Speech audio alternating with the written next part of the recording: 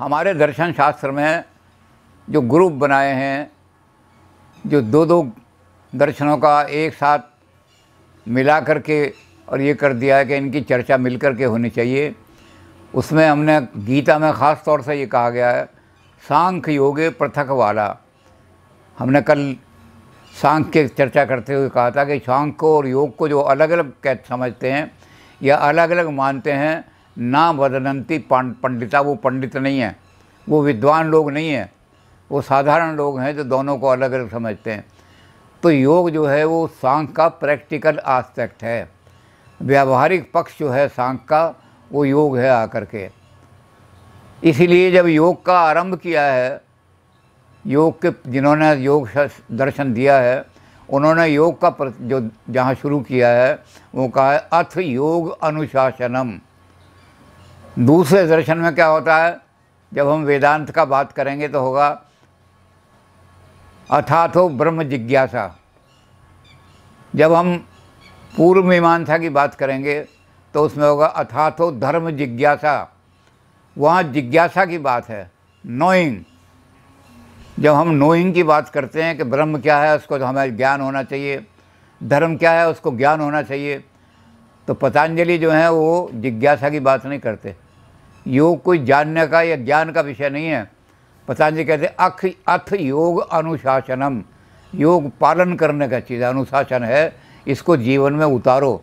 ये जिज्ञासा की बात नहीं है कि हमने योग के बारे में जिज्ञासा संचित कर ली, योग के बारे में बड़ा ज्ञान इकट्ठा कर लिया, योग पर कई किताबें पढ़ ली तो हम योगी हो गए। इन्होंने कहा योग जो है जिज्ञासा नहीं है, योग अनुशासन है। तो हम योग पर जो चर्चा करेंगे वो इस लिहाज से कि हम अपने जीवन में इसको कैसे उतारें कि जो पुरुष प्रकृति के चक्कर में फंस गया है और प्रकृति के साथ जुड़ जाने के साथ वो दुखों में त्रिविध ताप में फंसा हुआ है, उसको कैसे निकालें, इसका साधन हम खोजेंगे योग के अंदर। और जब योग के अंदर खोजेंगे तो हम मोक्ष की ओर चले जाएंगे और पुरुष जो है वो बंधनों से छूट जाएगा, सारे बंधन से। तो इस दृष्टि से हम योग की चर्चा करेंगे कि योग दर्शन क्या है। योग को आजकल लोग बड़ा प्रयोग कर रहे हैं, जगह जगह योग की दुकानें खुली हुई हैं।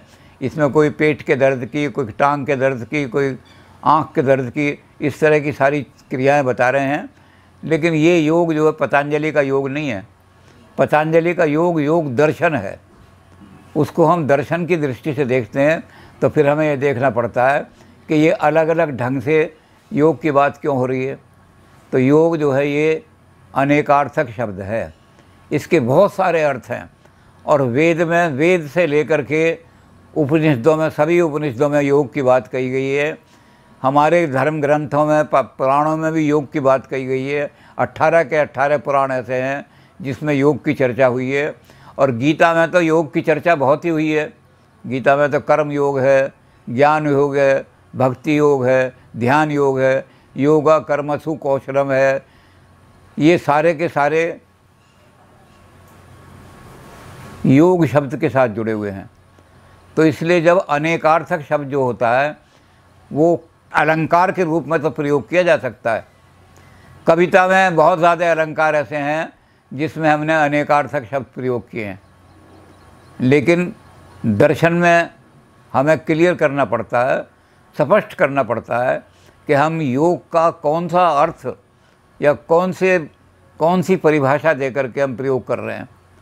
इसके बारे में पाश्चात्य जगत का एक बहुत बड़ा आदमी, जिसने पाश्चात्य जगत को लॉजिकल थिंकिंग, तार्किक दृष्टि से सोचना सिखाया कि तार्किक दृष्टि से सोचो। जो तर्क का, लॉजिक का सबसे पहला दार्शनिक है वो है अरस्तु।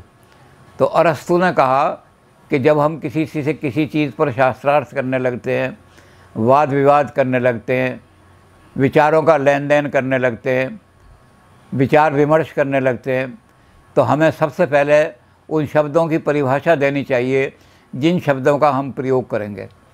और ये कहना चाहिए कि मैं इस शब्द को इस अर्थ में प्रयोग करूँगा, अंत तक उसी अर्थ में प्रयोग करना चाहिए। अगर बीच में कहीं दूसरे अर्थ में प्रयोग कर दिया तो सारा ही मामला बिगड़ जाएगा। तो वो कहते हैं कि अगर हमने पहले परिभाषाएं नहीं दी, कहीं किसी अर्थ में प्रयोग कर रहे, उसी शब्द को फिर दूसरी जगह दूसरे अर्थ में प्रयोग कर दिया, तो एक हफ्ते के बाद हम इतने समय बर्बाद करने के बाद हम कहेंगे ओहो, हम जो विचार कर रहे थे, हम और आप एक ही तो बात कर रहे थे, हमारा झगड़ा क्या है, वाद विवाद क्या है? बस ये था कि हम जिस चीज़ को गॉड कह रहे थे, आप उस चीज़ को सैटन कह रहे थे, बात वही है। तो हमें परिभाषा देनी चाहिए कि गॉड क्या है, सैटन क्या है, मैं गॉड को किस रूप में प्रयोग करूँगा, आप सैटन की क्या परिभाषा देंगे, तब जा कर के हमारा विचार तार्किक विचार बनेगा। तो ऐसे ही योग के दर्शन, योग के बारे में भी हमें पहले योग की परिभाषा देखनी चाहिए कि योग दर्शन की परिभाषा क्या है। योग की परिभाषा लोगों ने अपने अपने आप से दी है। किसी ने कहा आयोग है, किसी ने कहा अभियोग है, किसी ने कहा संयोग है।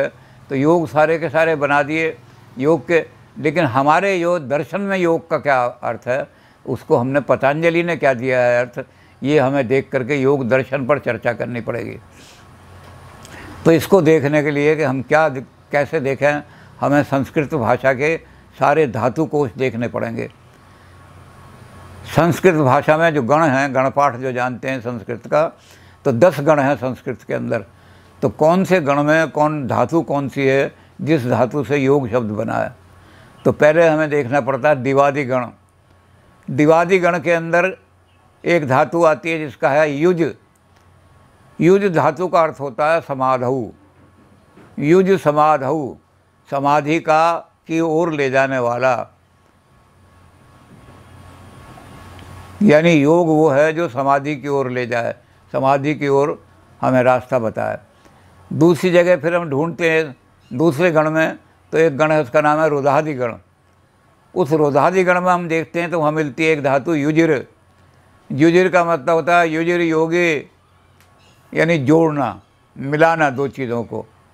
तो युजिर से शब्द बनेगा योग, तो वहाँ होगा जोड़ना, जहाँ उस धातु से बन के आएगा वहाँ उसका अर्थ होगा। फिर हम और आगे चलते हैं तो एक और गण आता है, उसका है चुरादि गण। उस चुरादि गण में भी फिर हमें धातु मिलती है, वो है तो धातु युज, लेकिन वहाँ उस धातु का जिस तरह प्रयोग हुआ है वहाँ उसका मतलब युज संयमने, यानी संयम पूर्वक जो साधना होती है वो योग कहलाती है। अब इन तीन जगह ये परिभाषा मिलती है सारे संस्कृत साहित्य में, और कहीं नहीं मिलती धातु कोई ऐसी जिससे योग शब्द बना हो। तो इन तीन में पतंजलि ने जो लिया है वो पहली परिभाषा ली है अपने। दर्शन शास्त्र में वो पहली परिभाषा प्रयोग होती है, यानी युज समाधौ। युज योग वो है जो समाधि की ओर ले जाता है, मन की चंचलताओं को रोक करके मन को एक जगह स्थिर कर देता है, वो योग है पतंजलि का योग, और वही योग दर्शन है। दर्शन में उसी को योग माना जाता है जो हमारी चित्त की सारी जितनी भी चंचलताएं हैं, जितना परिवर्तन है प्रकृति का, उस परिवर्तन के कारण से चित्त के अंदर परेशानियां और चिंताएं पैदा हो जाती हैं। उन सारी चिंताओं से हमारे चित्त को मुक्त करके और जो एकाग्रता की तरफ ले जाए, ध्यान की तरफ ले जाए, उसको हम योग कहते हैं। इसलिए पतंजलि ने जब परिभाषा दी कि मैं योग शास्त्र का वर्णन कर रहा हूँ और योग अनुशासन है, ये जिज्ञासा नहीं है, खाली जानकारी का विषय नहीं है, इसको आप अपने जीवन में पालन करेंगे तो इसको अच्छी तरह समझ लें कि इसको कैसे कैसे क्या क्या स्टेप, कौन कौन से कदम आपने उठाने हैं। तो उसने उन्होंने कहा योग का मैं परिभाषा दे रहा हूँ, योग चित्त वृत्ति निरोध। हमारा जो चित्त है, अब चित्त क्या है, सांख्य ने 3 चीज़ें कही थी। सांख्य ने कहा था महत है, यूनिवर्सल कॉन्शियसनेस, फिर उसमें से अहंकार पैदा होता है और अहंकार से मन पैदा होता है। इन तीनों को मिला करके योग ने चित्त कहा। ये तीनों चीज़ें जिसमें सम्मिलित हों, समावेश हो जाए तीनों चीज़ों का, वो चित्त है। ये चित्त बड़ा चंचल है, ये कभी कहीं रुकता नहीं, टिकता नहीं कहीं भी है।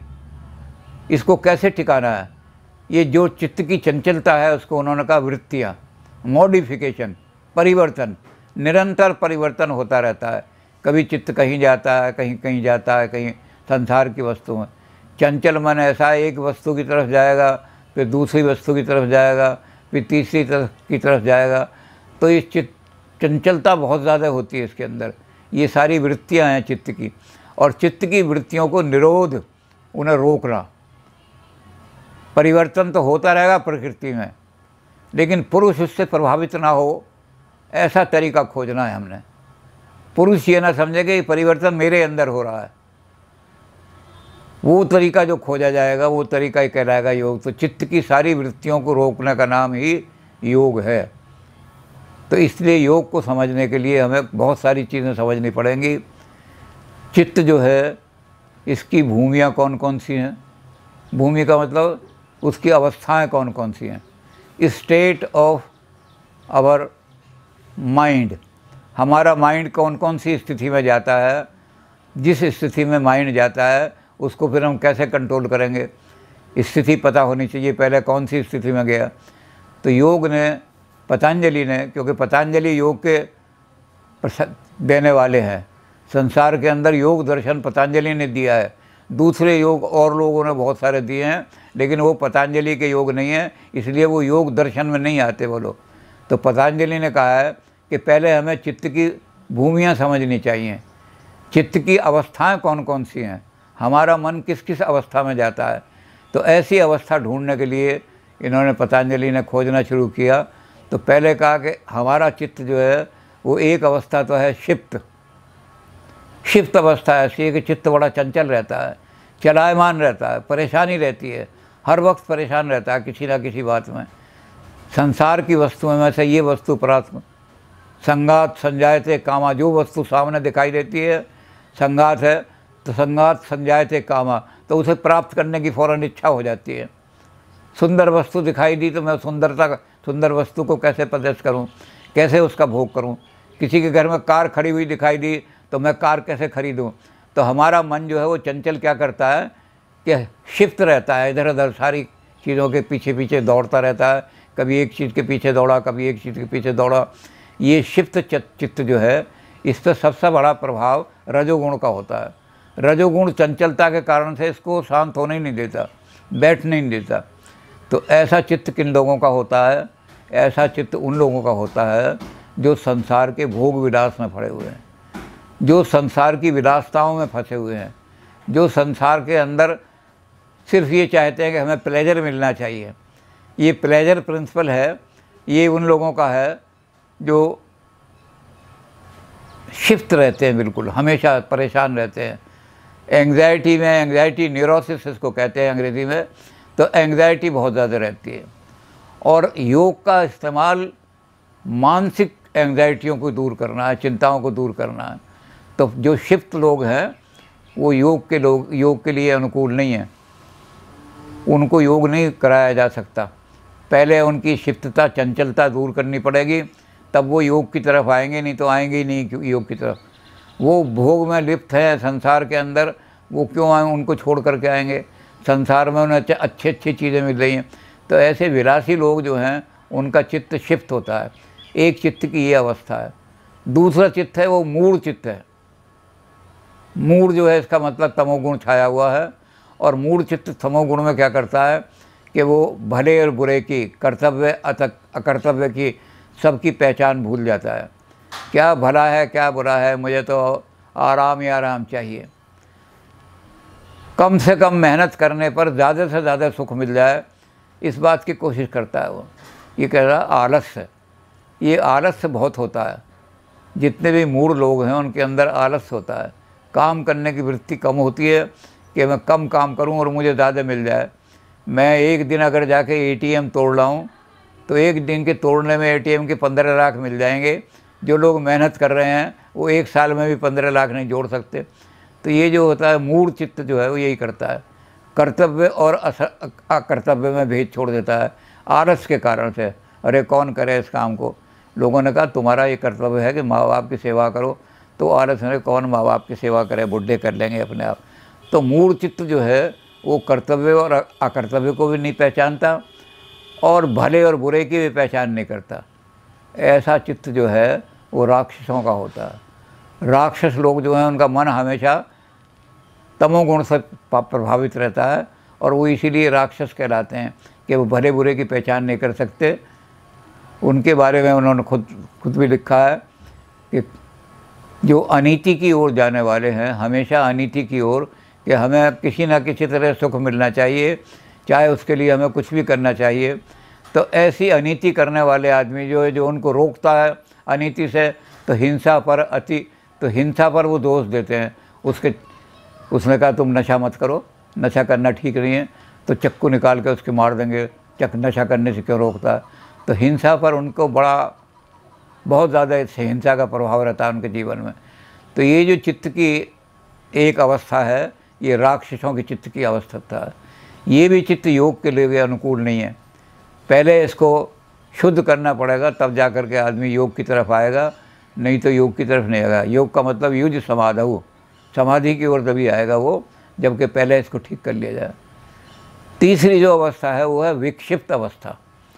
विक्षिप्त में भी रजोगुण परेशान तो करता रहता है, लेकिन सतोगुण का प्रादुर्भाव हो जाता है थोड़ा सा। इसलिए चंचलता तो रहती है मन में, लेकिन अच्छे कामों के लिए रहती है।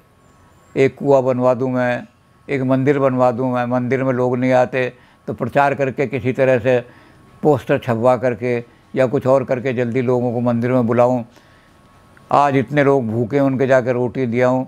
यहाँ पर कन्याएं ऐसी हैं जो गरीब, उनकी शादी नहीं होती, उनकी शादी किसी तरह से लड़के ढूंढूं जिनके घर में वो सुख से रहे। तो वो चंचलता तो उनके चित्त में बहुत रहती है, लेकिन चूँकि सतोगुण प्रभावित हो जाता है, रजोगुण के साथ सतोगुण मिल जाता है, इसलिए चंचलता अच्छे कामों के लिए रहती है। चंचल बहुत रहते हैं, वो भी चैन से नहीं बैठ सकते, रात को नींद भी नहीं आती उन्हें कि कल मुझे क्या क्या काम करने हैं, अच्छे काम करने हैं। मुझे पता लगा है कि वहाँ कुएं में पानी नहीं है तो एक नया कुआं खुदवाना है, गवर्नमेंट से मिल कर के वहाँ एक ट्यूबवेल लगवाना है। तो रात को सारा ज़रूरत पड़ेगी तो रात को चिट्ठियाँ लिखनी शुरू कर देंगे बैठ के। तो चंचलता तो रहती है विकसित वालों में भी, लेकिन उनको चंचलता रहती है अच्छे कामों के लिए। तो वो भी योग के लिए बहुत अच्छे अनुकूल तो हैं, लेकिन उनकी चंचलता थोड़ी दूर करनी पड़ेगी। ऐसा चित्त किन लोगों का होता है जो देवता वृत्ति वाले लोग होते हैं। ऐसे बहुत सारे आदमी, आप तो देवता स्वरूप हैं जी, आप तो बड़ा लोगों का कल्याण कर रहे हैं। तो ऐसे जो देवता स्वरूप लोग हैं उनका चित्त जो होता है वो विक्षिप्त होता है। अब उसके बाद एक हमारे पास आती है, उसको हम कहते हैं एक ऐसा चित्त होता है जो इनको थोड़ा कंट्रोल कर लेता है। और जब कंट्रोल कर लेता है तो ऐसे चित्त को हम क्या कहेंगे कि चित्त एक जगह आकर के हो गया, तो इसको कहते हैं एकाग्र चित्त। ये एकाग्र चित्त जब होता है जब सतोगुण प्रभावी हो जाता है। सतोगुण तो प्रभावी होता है तो हमारा चित्त किसी एक ही चीज़ पर जम जाता है। यही काम मैंने करना है, मुझे यही काम करते रहना है, और अच्छा काम जो है उस पर जा कर के हम जम जाते हैं। तो चित्त के अंदर एकाग्रता आ जाती है। पढ़ने में मन लगाना है तो पढ़ने में ही लगा रहेगा वो आदमी, धार्मिक सत्संग करने में है तो उसमें ही लगा रहेगा। तो चित्त एक जगह आकर टिक जाता है, एकाग्र चित्त वाले। ये चित्त जो है ये उनमें होता है जो योग की साधना में लगे हुए हैं, पर पहले स्टेप पर है, अभी प्रथम स्टेप पर हैं, उनका चित्त बड़ा एकाग्र होता है। तो योगी पुरुष का जो प्रथम सोपान है उस पर आने वालों का चित्त जो योग के बड़ा अनुकूल होता है। और अंतिम जो हमारी स्थिति है योग पाँचवीं, वो है निरुद्ध। जब हम बिल्कुल चंचलता को, संसार में कुछ भी होता रहे, नाच हो रहा है, रंग हो रहे हैं, ड्रामे हो रहे हैं, नाटक हो रहा है, लेकिन हमारा चित्त उसकी तरफ नहीं जाता। हम बिल्कुल उनकी परवाह भी नहीं करते। हमारे घर में टीवी में बड़े अच्छे से लोग कहते हैं आओ जी आज बड़ा बढ़िया डांस आ रहा है इसमें, हम कहते हैं हमें तो अपने काम से काम है, हमें तो समाधि लगानी है, एकाग्रचित होना है। तो कोई सी भी चीज़ उनको विचलित नहीं कर सकती। कोई डिस्ट्रैक्टिंग स्टिमुली, विवेकानंद के बारे में कहा जाता है कि विवेकानंद जब बैठे थे एक पेड़ के नीचे साधना कर रहे थे तो एक बहुत बड़ा सर्प आया और वो सर्प आकर के उनके पैरों के ऊपर से निकल के चला गया। तो वहाँ जो लोग खड़े थे उन्होंने शोर मचाया, अरे साधु, अरे बाबा जल्दी उठ जल्दी उठ। तो विवेकानंद पहले तो अब ध्यान में लगे रहे। जब लोगों ने बहुत शोर मचाया तो उठे, क्या बात है? कहते एक सांप जो है तेरे पैर पर से। उसने कहा मुझे तो पता नहीं कौन मेरे पैर पर से जाता है, मैं तो अपने ध्यान में लगा हुआ था। तो जब आदमी का चित्त बिल्कुल निरुद्ध अवस्था में होता है तो कोई भी डिस्ट्रैक्टिंग स्टिमुली यानी ध्यान में भंग डालने वाली कोई भी संसार के अंदर जो स्टिमुली है वो फिर उसके ध्यान में भंग नहीं, ये उनका होता है जो सिद्ध योगी हो जाते हैं।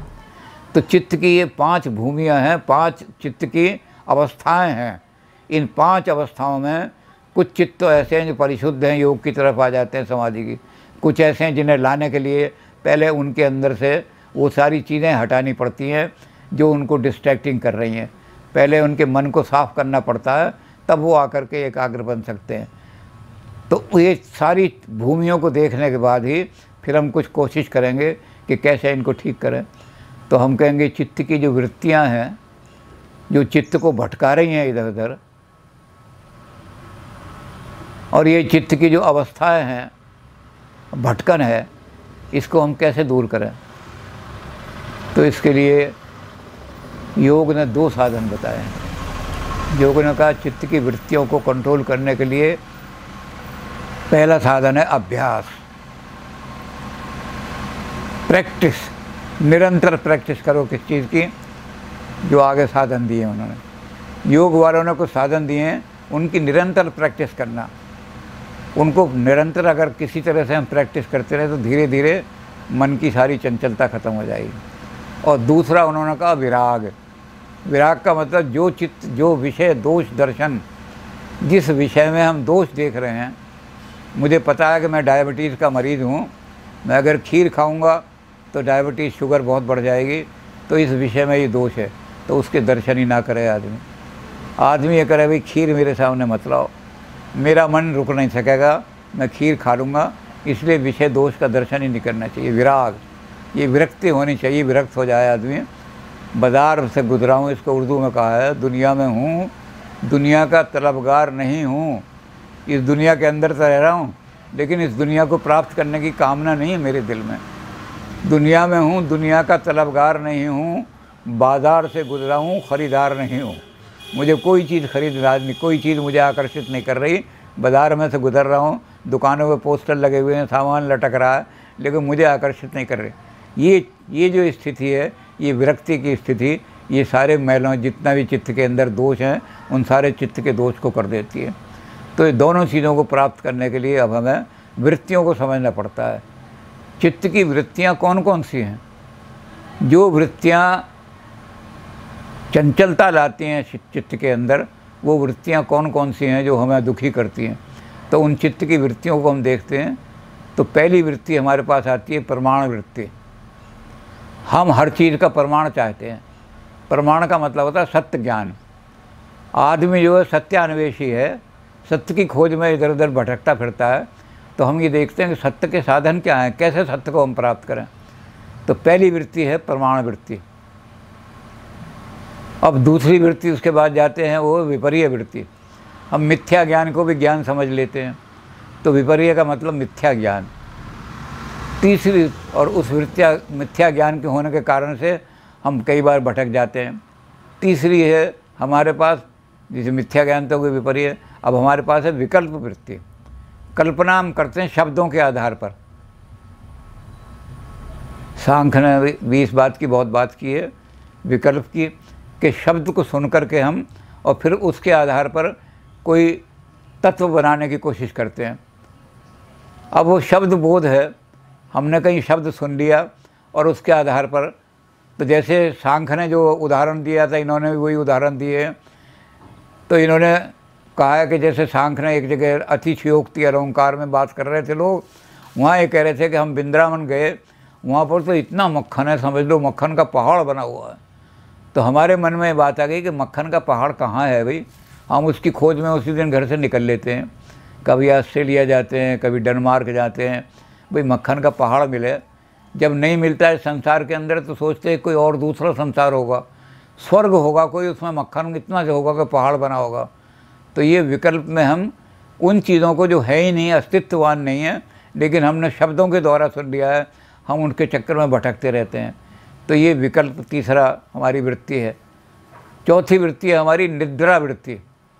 निद्रा वृत्ति क्या होती है कि जो अनुभूत, जो चीज़ हमने संसार के अंदर अनुभव की हैं, उनको भूल जाने की वृत्ति होती है।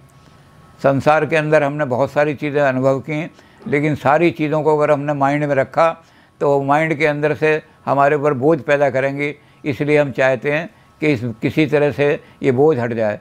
तो हम नींद कहते हैं उसको आम भाषा में, लेकिन फिलॉसफी में ये कहा गया है कि जो भी चीज़ उन वृत्तियों को जो हमारे ऊपर बोझ बन गई हैं अनुभव के द्वारा, उनसे हट करके और आराम करने की जो कोशिश करते हैं, उसे निद्रा वृत्ति कहते हैं।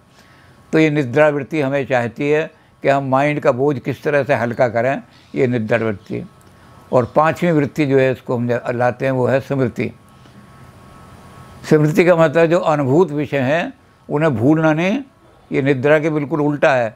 जो हमारे अनुभव किए हुए विषय हैं उनको दोबारा याद में लाना, दोबारा अपने मन में लाना, ये स्मृति है। इन्होंने कहा कुछ स्मृतियाँ क्लिष्ट होती हैं, कुछ स्मृतियाँ सुखदायी होती हैं। ऐसी चीज़ें होती हैं, फलां जगह मैं गया था, वहाँ मेरा अपमान हुआ था, फलां जगह गया था, वहाँ मेरी पिटाई हुई थी। तो ये क्लिष्ट स्मृतियाँ हैं। आदमी को कोशिश ये करनी चाहिए कि क्लिष्ट स्मृतियों को तो भूल जाए, और सुखद स्मृतियाँ जो हैं, फलां जगह हम गए थे तो उसकी चर्चा करें हम, उन्होंने हमारी बड़ी सेवा की, बड़ा हमें। तो जब हम सुखद स्मृतियों को रखेंगे और क्लिष्ट स्मृतियों को त्याग देंगे तो हमें सुख मिलेगा, हम योग की तरफ आ सकते हैं, हम अपने मन की चंचलता को रोक सकते हैं। तो ये 5 वृत्तियाँ जो हैं ये हमारे लिए क्लिष्ट भी हो सकती हैं और अक्लिष्ट भी हो सकती हैं। इन 5 वृत्तियों से प्रयोग करने से कैसे इनको प्रयोग करें, क्लेश भी आ सकते हैं और सुख भी मिल सकता है, दोनों चीज़ें मिल सकती हैं। अब प्रमाण क्या हैं? प्रमाण इन्होंने वही माने, क्योंकि सांख्य और योग एक ही चीज़ है। इन्होंने जो सांख्य के प्रमाण हैं, योग ने उनको ऐसा का ऐसा ही अपना लिया है, अपनी तरफ से उनमें कोई परिवर्तन नहीं किया। तो सांख्य ने 3 प्रमाण माने थे। प्रत्यक्ष एक प्रमाण है। प्रत्यक्षम किम प्रमाणम, जो चीज़ मैं अपनी आँख से देख रहा हूँ उसके लिए हमें क्या प्रमाण की आवश्यकता है? मैंने अपनी आँख से देख ली। हाथ कंगन को आरसी क्या है? जब मेरे हाथ में कंगन बंधा हुआ है तो मैं आरसी में, शीशे में क्यों देखूंगा उसको? तो प्रत्यक्ष जो है सबसे पहला प्रमाण है। इसको आदि प्रमाण कहा है, प्रथम प्रमाण, सबसे पहला प्रमाण। और इसमें भी सांख्य की तरह से माना है कि प्रमाण के अंदर दोनों तत्व होते हैं, वस्तु का प्रत्यक्ष भी होता है और यूनिवर्सल जो उसका स्वरूप है उसका भी प्रत्यक्ष होता है। बिल्कुल इन्होंने सांख्य की परिभाषा ले ली है। जब मैं गाय को एक जानवर को देखता हूँ तो मैं उस जानवर को केवल ये नहीं देख रहा कि चार पैरों वाला कोई जानवर जा रहा है, बल्कि मुझे उसके अंदर यूनिवर्सलिटी दिखाई देती है कि इसके अंदर गायनेस है, इसके अंदर गऊता है, इसके अंदर काउनेस है, इसलिए मैं कह देता हूँ ये काऊ है। तो मुझे यूनिवर्सल भी दिखाई देने लगता है उसके अंदर और पर्टिकुलर भी दिखाई दे। तो दोनों चीज़ों का प्रत्यक्ष होता है। प्रत्यक्ष पहला प्रमाण है। फिर दूसरा है अनुमान। अनुमान भी इन्होंने उसी वही लिया है, कोई योग ने कोई अलग तरीके से प्रमाण अनुमान के बारे में कुछ बात नहीं की। उन्होंने वही जो सांख्य ने कहा था कि जो चीज़ हमारे प्रत्यक्ष में अनुभव नहीं होती उसको किसी हेतु के माध्यम से या किसी लिंग के माध्यम से उसकी ओर जाना, ये हमें अनुमान कहलाता है। तो हम जो हैं, पर्वत अग्निवान है, उस पर अग्नि लगी हुई है, उसके बाद हम कहेंगे कैसे कहा आपने, तो हम अग्नि का हेतु क्या है, अग्नि का लिंग क्या है? तो हमने कहा अग्नि का लिंग धुआं है। तो धुआं दिखाई दे रहा है, धुआं तो प्रत्यक्ष दिखाई दे रहा है। तो हमने उस धुएं को देख करके कहा कि जहाँ जहाँ धुआं होता है वहाँ अग्नि ज़रूर होती है। जैसे मैंने हज़ारों बार अपने चूल्हे में ही देखा है, धुआं है पर्वत के पास।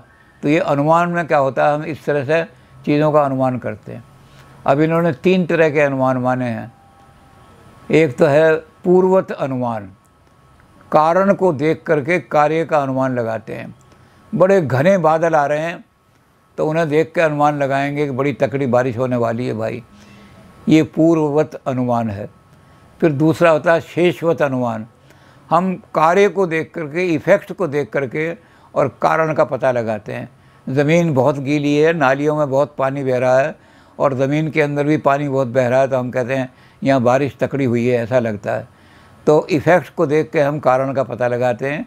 ये शेषवत अनुमान है हमारा।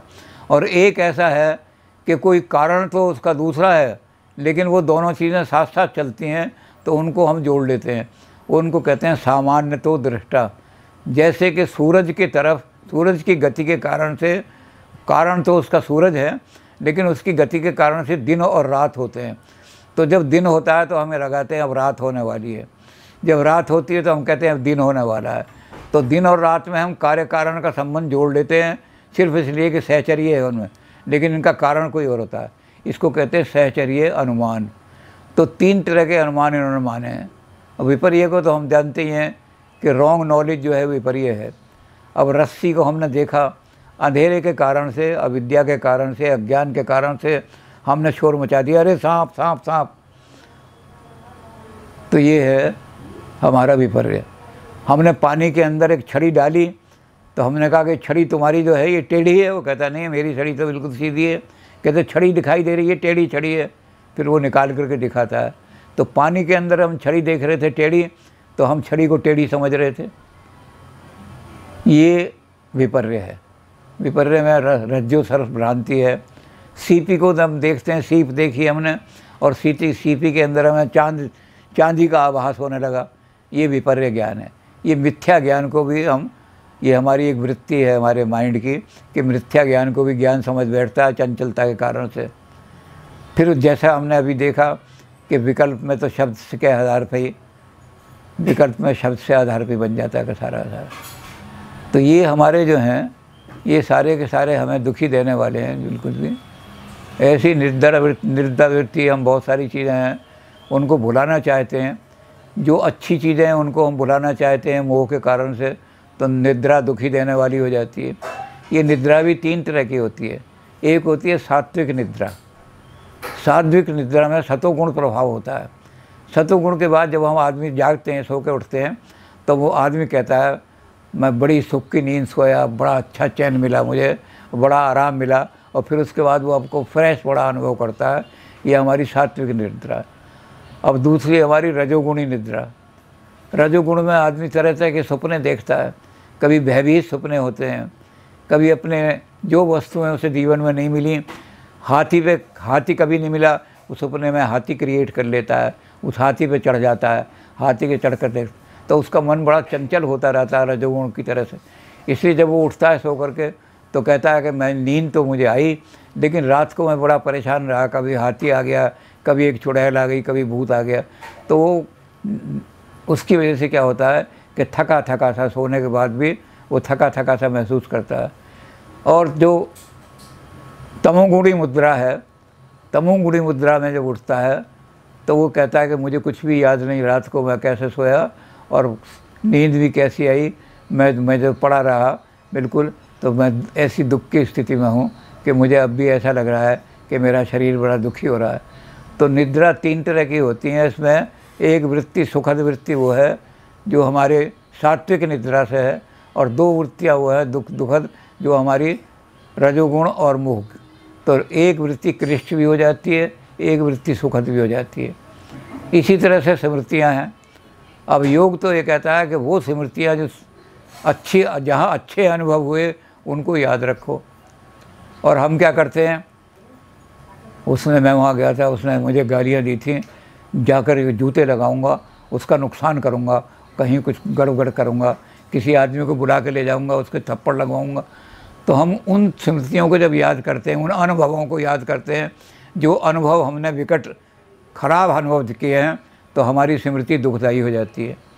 और जब हम ऐसे अनुभव याद करते हैं स्मृति में जहाँ हमें सुख, हम बैठते हैं तो हम कहते हैं अरे भाई हम फलां जगह गए, उन्होंने हमारी बड़ी सेवा की और बड़ा उपकार माना हमारा कि हम उनके घर गए, उन्होंने कहा साहब आप हमारे घर आए।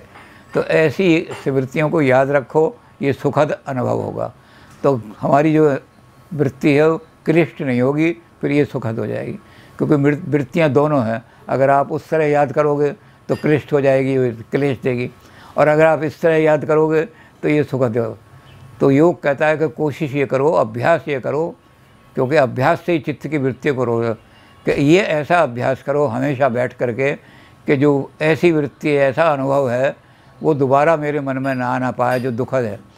और ऐसा अनुभव जो है सुखद वो मेरे मन में बार बार आए, मैं बार बार सोचता रहूँ, अरे फला आदमी के बारे में सोचूं, उसके बारे में, अरे वाइस चांसलर को मिला था, खड़े होकर के मुझे हाथ मिलाया उसने। तो ऐसी बातें सोचूंगा तो ये वृत्ति सुखद बन जाएगी। तो वृत्तियाँ क्लिष्ट भी होती हैं और वृत्तियाँ दुखद भी होती हैं।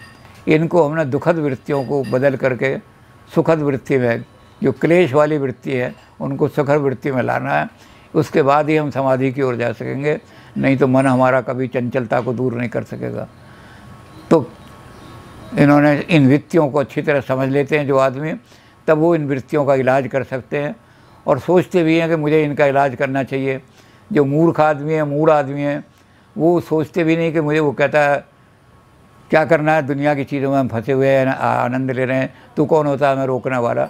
तो मूढ़ लोग जो है वो संसार के चक्कर में फंसे रहते हैं, और इसी में ऐसा दाक्ष जो ऐसे राक्षस वृत्ति के लोग हैं, उन्हीं में यही मूढ़ वृत्ति रहती है। तो वो इस तरह की मूढ़ वृत्ति के अंदर फंसे रहते हैं और संसार के।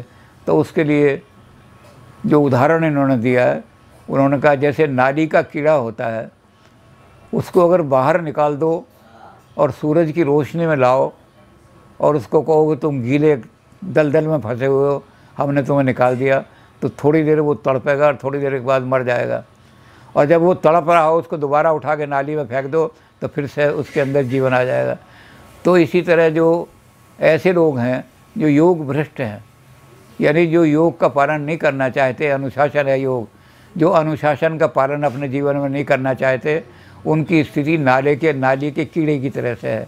वो गंदगी में ही खुश रहते हैं। हम गंदगी में ही खुश हैं, हम नहीं चाहते अपने मन को, चित्त को भड़कने से रोकना। भटक रहा है तो भटकने दो।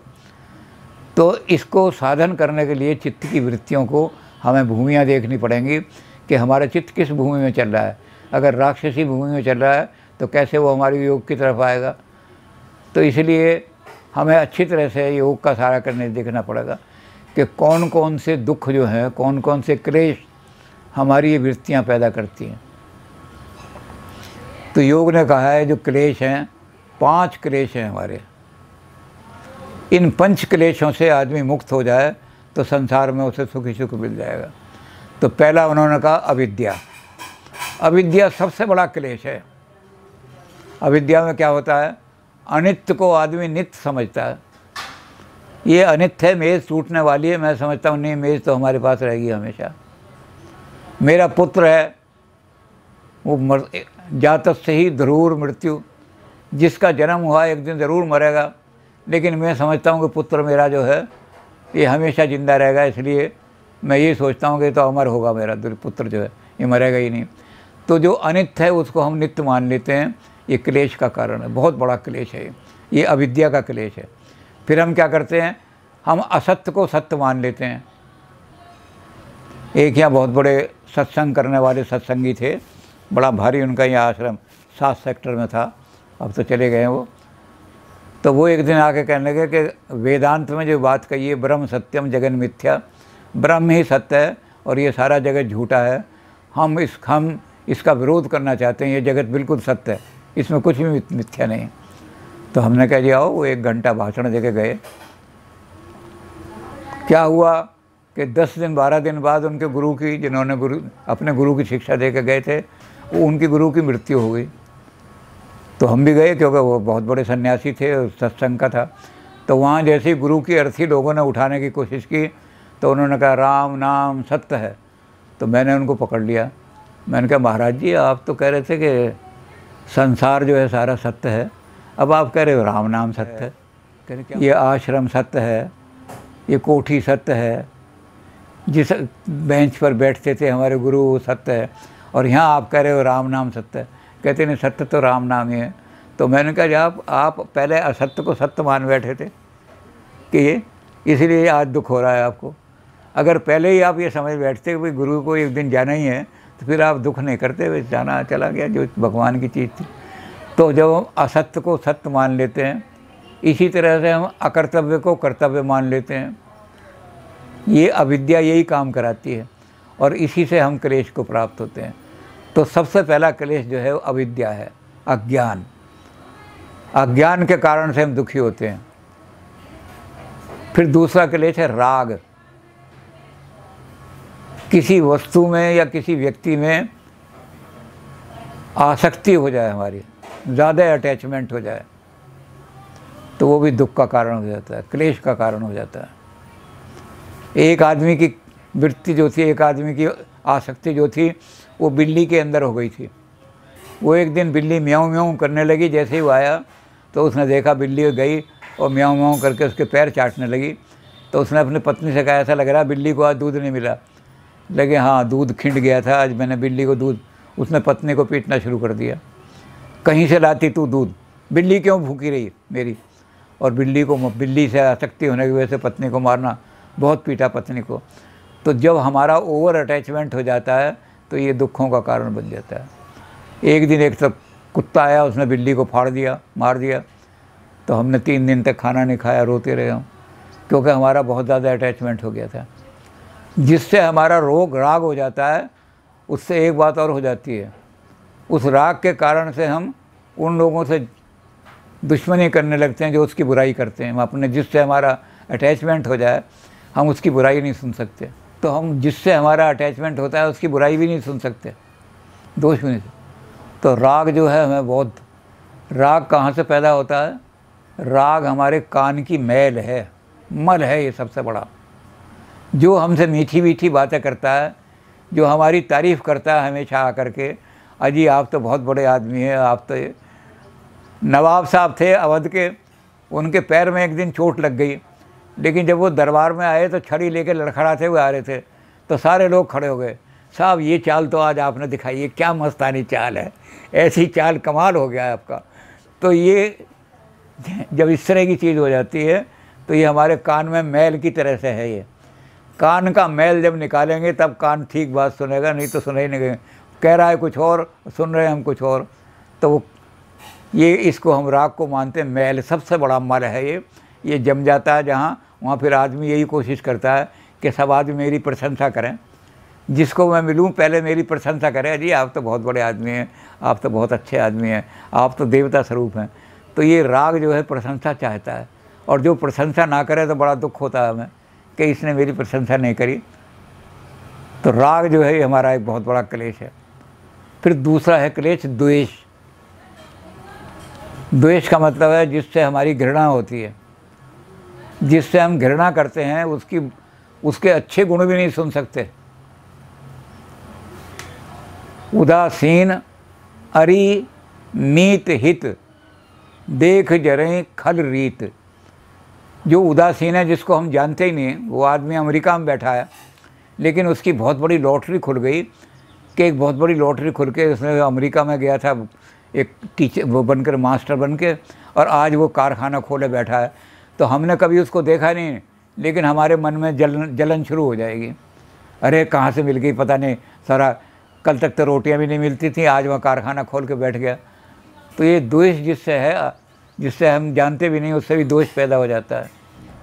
और उदासीन अरि, दुश्मन की बुराई, कोई दुश्मन की बड़ाई कर रहा है कि वो तो साहब बहुत बढ़िया आदमी है उनके अंदर, तो हम उससे कहने लगते हैं तो बदमाश है, लुच्चा है, पैसे खा के आ गया उससे। तो ये जो है अपने किसी शत्रु की बुराई भी नहीं सुनने देती। द्वेष जो है अपने, जिससे हमारा विरोध है, उस विरोध की बुरा अच्छा गुण भी नहीं सुन सकते। उसके अंदर कोई गुण है वो भी हमें बहुत दुखी करता है, तो ये द्वेष कहलाता है। और हम उससे बदला लेने के लिए कुछ ना कुछ करते हैं कि उसको नीचा दिखाना है। एक आदमी जो था वो सप्लाई किया करता था मेंढक चीन को, क्योंकि चीन में मेंढक डेलीकेसी मानी जाती है। तो इंडिया का मेंढक जो है केरल से जो जाता है, बड़ा बड़ा मेंढक होता है, तो वहाँ से उन्होंने लिख के भेजा कि आपके यहाँ से जो मेंढक आ रहे हैं उस पर जो जिसमें बंद होके आते हैं डिब्बे में, उस पर ढक्कन नहीं है, ढक्कन का पेमेंट हम नहीं करेंगे, क्योंकि बिना ढक्कन के भेजे जा रहे हैं। और कहीं रास्ते में मेंढक निकल गए तो उसके भी हमारी जिम्मेदारी नहीं है। तो उन्होंने जो सप्लाई करता था उसको बुला के पूछा मिनिस्ट्री ने कि भाई ये तुम ढक्कन क्यों नहीं लगाते? कहते जी हम ढक्कन के पैसे ही बिल में नहीं जोड़ते, क्या फ़ायदा बर्बाद करने से पैसे। तो उन्होंने देखा हाँ ढक्कन के पैसे, क्यों फिर ढक्कन क्यों नहीं लगाते? कहते जी ये हिंदुस्तानी मेंढक है, ये जब कोई ऊपर निकलने की कोशिश करता है डिब्बे से तो नीचे वाला टांग खींच लेता है इसकी, तो कोई मेंढक निकल ही नहीं सकता। ये द्वेष वृत्ति है। कोई ऊपर को चढ़ रहा है, इसका लड़का IAS बन रहा है, द्वेष वृत्ति, चाहे कुछ भी हो जाए इसके लड़के को IAS नहीं बनने दूंगा। तो ये जब द्वेष वृत्ति आती है बड़ी दुखद होती है, बहुत ज़्यादा। तो हमारे अंदर जो दुख के कारण हैं वो आ गए कि पहले आ गया हमारे अंदर अविद्या, फिर आ गया राग, फिर आ गया द्वेष, अब और चीज़ आती है अस्मिता। ये बहुत दुख देती है। अस्मिता का मतलब होता है अहंकार। अपने अंदर हम अहंकार में बहुत बड़ा आदमी हो। बहुत से आदमी हैं तो ऐसे होते हैं चलते भी हैं तो गर्दन अकड़ा करके चलते हैं देखते हुए लोगों को, तो अहंकार। और फिर देखते हैं कि मैं जब जा रहा था तो इसने मुझे सलाम नहीं किया, तो उसे बुला के कहेंगे तुम यहाँ क्यों खड़े हो, मैं चालान करा दूँगा। मैंने अभी देखा था तुमने सड़क पर थूका, मैं पुलिस को कहूँगा इसने थूका है, 500 रुपये जुर्माना करो। साहब मैं तो ऐसे ही खड़ा था, मैंने थूका था कि नहीं, मैंने देखा अपनी आंखों से, क्योंकि मेरी अस्मिता को ठेस पहुंच गई। इस आदमी ने मुझे नमस्कार क्यों नहीं किया। बाज़ार में जा रहा आदमी और एक लड़का जो है दुकान पे बैठा है, अगले दिन वहाँ के स्कूल में बैठे, तुम इतने बदतमीज़ हो, मैं दुकान के आगे से निकला, तुमने खड़े होकर मुझे नमस्ते नहीं की। मास्टर को इंटरनल असेसमेंट में तेरे 0 नंबर लगा दूंगा, नाश कर दूंगा तेरे जीवन का। अस्मिता कह रही है मेरी, मुझे इसने अहंकार, मुझे इसने सलाम नहीं किया, इसलिए इसका जीवन बर्बाद कर दूंगा। तो अस्मिता जो है आदमी को बहुत दुख देती है। तो ये अस्मिता भी बहुत बड़ा दुख है। और फिर 5वां क्लेश जो है वो है अभिनिवेश, बिना कारण के भय। इसमें सबसे बड़ा भय हमारे पास है निक्टोफोबिया, बड़े बीमार आते हैं इसके। अंधेरे का भय, अंधेरे में जाते हुए हम डरते हैं, कहीं अंदर सांप बिच्छू ना हो, कोई भूत प्रेत ना हो, तो जाते हुए डरते हैं। तो ये भय जो है ये अननेसेसरी भय है, ये फियर नहीं है, फोबिया है ये।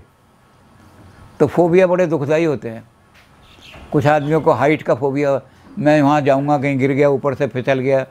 आजकल कोरोना का फोबिया फैला हुआ है, फियर नहीं है, फोबिया है। मैं सड़क पर गया, पता नहीं ये जो आदमी जा रहा है एक संक्रामक ना हो तो मैं बच जाऊँ या घर में घुसा रहूँ, बाहर ना निकलूँ। तो ये फोबिया है, यानी मृत्यु का भय रहता है हमेशा। इसको हम कहते हैं uncalled for fear, ungrounded fear, जिसका कोई ग्राउंड ही नहीं है। जिस जगह मुझे पता है कि यहाँ डाकू रहते हैं, वहाँ जाना तो ख़तरनाक है, चलो मत जाऊँ। लेकिन जहाँ पता ही नहीं, लेकिन मैं कहता हूँ मैं नहीं जाऊँगा यहाँ पर, हो सकता है कोई डाकू ही मिल जाए, मार दे मुझे, तो मैं कभी उस रास्ते की तरफ ही नहीं जाता। तो ये 5 हमारे क्लेश जो हैं, योग कहता है कि इन क्लेशों को ये हमें योग की तरफ नहीं आने देते, हमारे चित्त को शांति से नहीं बैठने देते। और हमारा योग का काम ये है चित्त वृत्ति निरोध, जो भटकाने वाला चित्त है उसको किसी तरह एकाग्र कर दें। मन संसार की चीज़ों से भटके नहीं।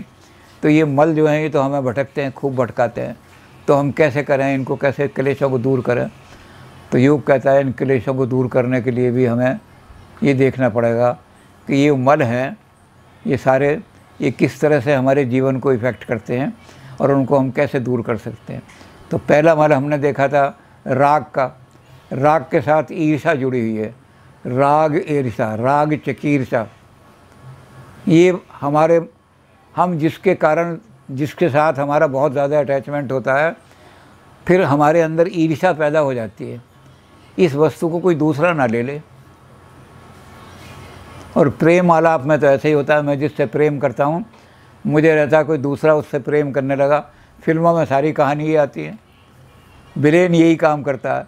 तो ईर्षा पैदा हो जाती है, जिससे हम राग करते हैं उसके कारण से ईर्षा, कि इसको प्राप्त करने के लिए दूसरा कोई आदमी कोशिश करता है तो उससे हम जलने लगते हैं। इस आदमी के पास ये चीज़ें आ गई, मुझे उससे जलन होने लगती है। तो कंपटीशन और चीज़ है, जलन और चीज़ है। आप कंपटीशन करो कि इसने फर्स्ट क्लास लिए, मैं भी फर्स्ट क्लास लूँ, लेकिन ये कि इसने फर्स्ट क्लास कैसे ले ली, जलने लगूँ।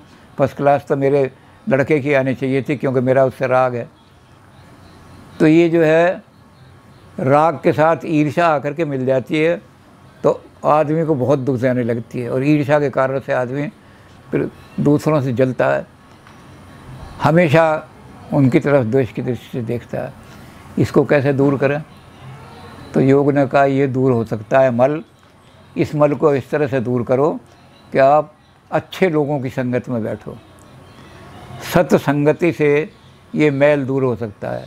ये मन का जो मैल है, जो चित्त का जो मैल है, ये वहाँ दूर होगा जहाँ आप अच्छे लोगों की संगति मिल जाएगी। आप भगवान से विभीषण ने यही मांगा, बल भरवास नरक कर बासा। भगवान मुझे नरक में भेज देना कोई बात नहीं, पर दुष्ट संग जनी देई विधाता, लेकिन दुष्टों का संग ना मिले मुझे। कभी भी मैं किसी कारण से दुष्टों के चक्कर में ना, दुष्टों की दोस्ती ना करूं। अच्छे लोग तो कहने भगवान कहते नरक में तो बड़ा दुख होता है। कहते साहब मेरे अंदर जो इतने पाप हैं वो नरक के अंदर धीरे धीरे जब उनका दंड मिलेगा धुल जाएंगे, एक दिन में शुद्ध होकर के संसार में बड़ा भारी संत बनकर आ जाऊंगा। लेकिन दुष्टों के साथ रहूँगा तो मेरे अंदर पाप बढ़ते ही चले जाएंगे, दुष्ट वो पाप बढ़ाएंगे मेरे अंदर। तो इसलिए मुझे क्या देना, मुझे अच्छे लोगों की संगति देना। तो अच्छे लोगों की संगति का मतलब हो गया मित्रता। अच्छे लोगों मिल जाएं तो उनसे मित्रता करो। ऐसन हट कर यूँ पहचानी। हनुमान जी ने कहा ये अच्छा आदमी मिल गया विभीषण, अब इसके साथ दोस्ती भी करनी हो तो हट करके ज़बरदस्ती। वो आदमी टाइम ही नहीं है तो बार बार कोई बहाना निकालो भाई किसी अच्छे आदमी से हमारी दोस्ती हो जाए। तो सत्संग से ही मैल दूर हो जाएगा आपका राग का, और राग के कारण से उत्पन्न हुई जो ईर्ष्या है उसका भी दूर हो जाएगा। फिर उसके बाद हमारा एक और मैल बन गया, वो मैल है असूया। असूया एक मैल हमारा बन गया इनमें से, जो हम देख रहे थे आदमी को कि दूसरे के गुण को देख रहे हुए दूसरे के गुणों को भी हम अवगुण का आरोप कर देते हैं। उसका हमने गुण जो है उसको भी हमने कहा रे क्या होता है, ऐसे ही दिखावा करता है, वो उसके अंदर ये अच्छाई कहाँ से हो सकती है, वो तो बड़ा बेईमान आदमी है, उसने आपको दिखाने के लिए। तो ये असूया जो है, ये दोष देखना दूसरों के, ये एक वृत्ति जो है कि इसको कैसे हम ठीक करें।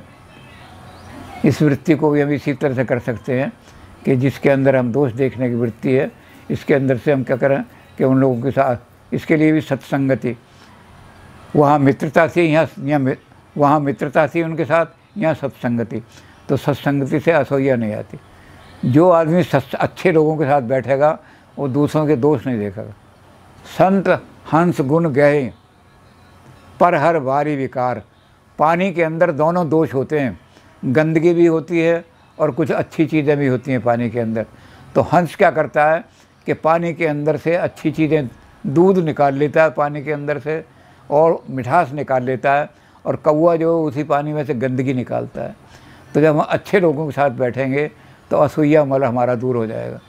अगर हम किसी की बुराई करने भी लगेंगे तो वो सत्संगति वाले रोक देते हैं, नहीं भाई किसी के वो बुराई कर रहा है तो अपना भुगतेगा, तुम्हें क्या मतलब, छोड़ो इसको। तो हम असूया का दोष भी इस तरह कर सकते हैं कि अच्छे लोगों के साथ हम मिलाएं, ये ठीक हो जाएगा सारा हमारा। फिर हमारे अंदर द्वेष जो है वो लोगों को दुखी कर रहा है हमें बड़ा। तो द्वेष के हमने क्या करना है कि द्वेष की बजाय हमें देखना है कि बहुत सारे लोग हैं उनसे हम घृणा कर रहे हैं, द्वेष कर रहे हैं। ये तो बिल्कुल ऐसा आदमी है, इसको छूना ही नहीं है, ये तो गंदा आदमी है, ये तो नालियों में पड़ा रहता है, गंदगी करता है। तो आदमी द्वेष जो है घृणा पैदा कर देता है। जिससे हम द्वेष करते हैं वो उससे घृणा पैदा हो जाती है। तो बजाय घृणा के हम क्या करें, बजाय से घृणा के हम करुणा की दृष्टि से देखें उसकी तरफ। ये आदमी किसी बुरी संगत में फंस करके और आज बुरे काम करने लगा है, तो मैं उसके प्रति करुणा अपने करके उसको उस संगत से निकाल के लाऊं किसी तरह से। करुणा में उसको इस मल को दूर कर देगी। तो करुणा करो उनको, उनसे घृणा मत करो। करुणा करके आप उस मल से दूर हो जाओगे, इस द्वेष से दूर हो जाओगे। और करुणा में क्या होगा कि जब भी आपको कोई ऐसा दुखी आदमी दिखाई दिया, ईसा मसीह ने तो अपने यहाँ कहा है, ईसा मसीह ने कहा जब आप भगवान के यहाँ जाओगे तो केवल 2 प्रश्न पूछे जाएंगे। क्या प्रश्न होंगे? हाउ मैनी, कितने आदमियों को आप गलत रास्ते से सही रास्ते पर लाए ज्ञान दे करके। जो आदमी रास्ता भूल गए थे, पथभ्रष्ट हो गए थे, तो कितने आदमियों को आप ज्ञान के द्वारा उन्हें ज्ञान दे करके और पथभ्रष्ट आदमियों को सही रास्ते पर लाए, बताओ। और कितने आदमियों का how many relieve from suffering, कितने आदमियों को दुख देने के लिए आपने उनको दवाइयाँ दी। तो उन्होंने कहा कि जाओ दुनिया के अंदर अगर ईसाइयत फैलानी है, मेरा संदेश ले जाना है, तो go and serve humanity through education and medicine. एक हाथ में किताब ले जाओ और एक हाथ में मेडिसिन ले जाओ और दुनिया के अंदर कहो यही ईसा मसीह का प्रचार है, क्योंकि भगवान तुमसे यही पूछेगा। और अगर तुमने इसका जवाब दे दिया तो यू शैल बी रिडीम्ड, एकदम स्वर्ग के दरवाजे खोल दिए जाएंगे। तो इसमें भी ये कि जब किसी को पतित को देखो कि ये पतित हो गया है, गिर गया है, ये वेश्याओं के घर जाता है, तो उसको कैसे सुधारो। ये बुद्ध के चरित्र में आएगा आपको। बुद्ध जो थे जब जाने लगे उसके यहाँ, सुजाता के यहाँ, तो उनके चेले ने कहा कि महाराज जिसके यहाँ आप जा रहे हो ये वेश्या है। बुद्ध कहने लगे कि मैंने जो साधना की है यही तो उसकी परीक्षा लेने जा रहा हूँ, मुझे सिद्धि प्राप्त हो गई या नहीं हो गई। वो कहने कैसे कि मैं इसके कोठे पे जाऊंगा, अगर मैंने इसके कोठा छुड़ा दिया और धर्म की तरफ ले आया तो इसका मैं सिद्ध हूँ मैं, और अगर मैं अपनी सिद्धि छोड़ करके कोठे पे जाने लगा रोज़ाना तो इसका मतलब मेरी सिद्धि इतनी तपस्या की थी सब व्यर्थ की। तो कहते मैं इसके ही घर जाऊँगा। और उन्होंने बड़ी अच्छी बात कही अपने शिष्य से, उन्होंने कहा जहाँ अंधेरा हो वहीं दीपक जलाना चाहिए, जहाँ दीपक जल रहा हो वहाँ कोई दीपक जलाना व्यर्थ है। तो जहाँ लोग पतित हैं, गिरे हुए हैं, उन्हीं को सुधारना है हमने, तो हम संसार के अंदर इसीलिए आए। तो इनके प्रति हमारी करुणा की दृष्टि होनी चाहिए। अब एक चीज़ रह गई हमारे अंदर, वो चीज़ रह गई कि भाई ये सारा करने के बाद कि जो लोग ऐसे हैं जो दुष्ट हैं उनके साथ कैसा व्यवहार करें हम। तो योग कहता है उनके साथ उदासीनता का व्यवहार करो। रहीमन ओछे नरर से, जो ओछे लोग हैं, घटिया लोग हैं, जिनकी वृत्ति बड़ी नीच है, उन लोगों से बैर भला न प्रीत। उनसे मित्रता करनी भी ठीक नहीं होती और उनसे दुश्मनी करनी भी दुखदाई नहीं होती, क्योंकि थोड़ा सा भी वैर करोगे तो वो नीच से नीच हरकत करके आपके साथ उसका बदला ले सकते हैं। तो जो दुष्ट लोग हैं उनके साथ ना बैर करो ना प्रीति करो। तो उदासीन नित रहिए गुसाएं, उनकी तरफ ही दूर से ही नमस्कार, अच्छा जी वो आ रहे हैं भाई साहब नमस्कार, चलो जी नमस्कार हो गया, उनके पास ही मत जाओ, उदासीन रहो।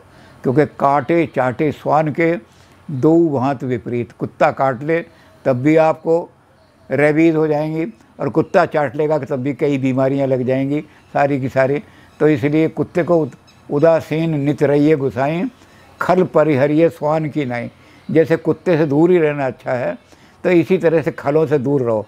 तो उदासीनता, तो ये जो चार चीज़ें बताई उन्होंने, मैत्री, और पांचवी चीज़ उन्होंने फिर बात कही कि जब आप ये चार चीज़ें कर लोगे तो आपके अंदर एक वृत्ति आ जाएगी। जो लोग ऊंचे उठे हुए हैं, चाहे वो पद में आपसे ऊंचे हों, चाहे शिक्षा में आपसे ऊंचे हों, चाहे धन में आपसे ऊंचे हों, उनको देख करके हर्षित मुदित और उनसे प्रेरणा लो। भाई साहब आपके लड़के ने तीनों ने आईएएस कर लिया, बहुत खुशी की बात है, बड़ी बड़ी मुबारकबाद देने आया हूँ।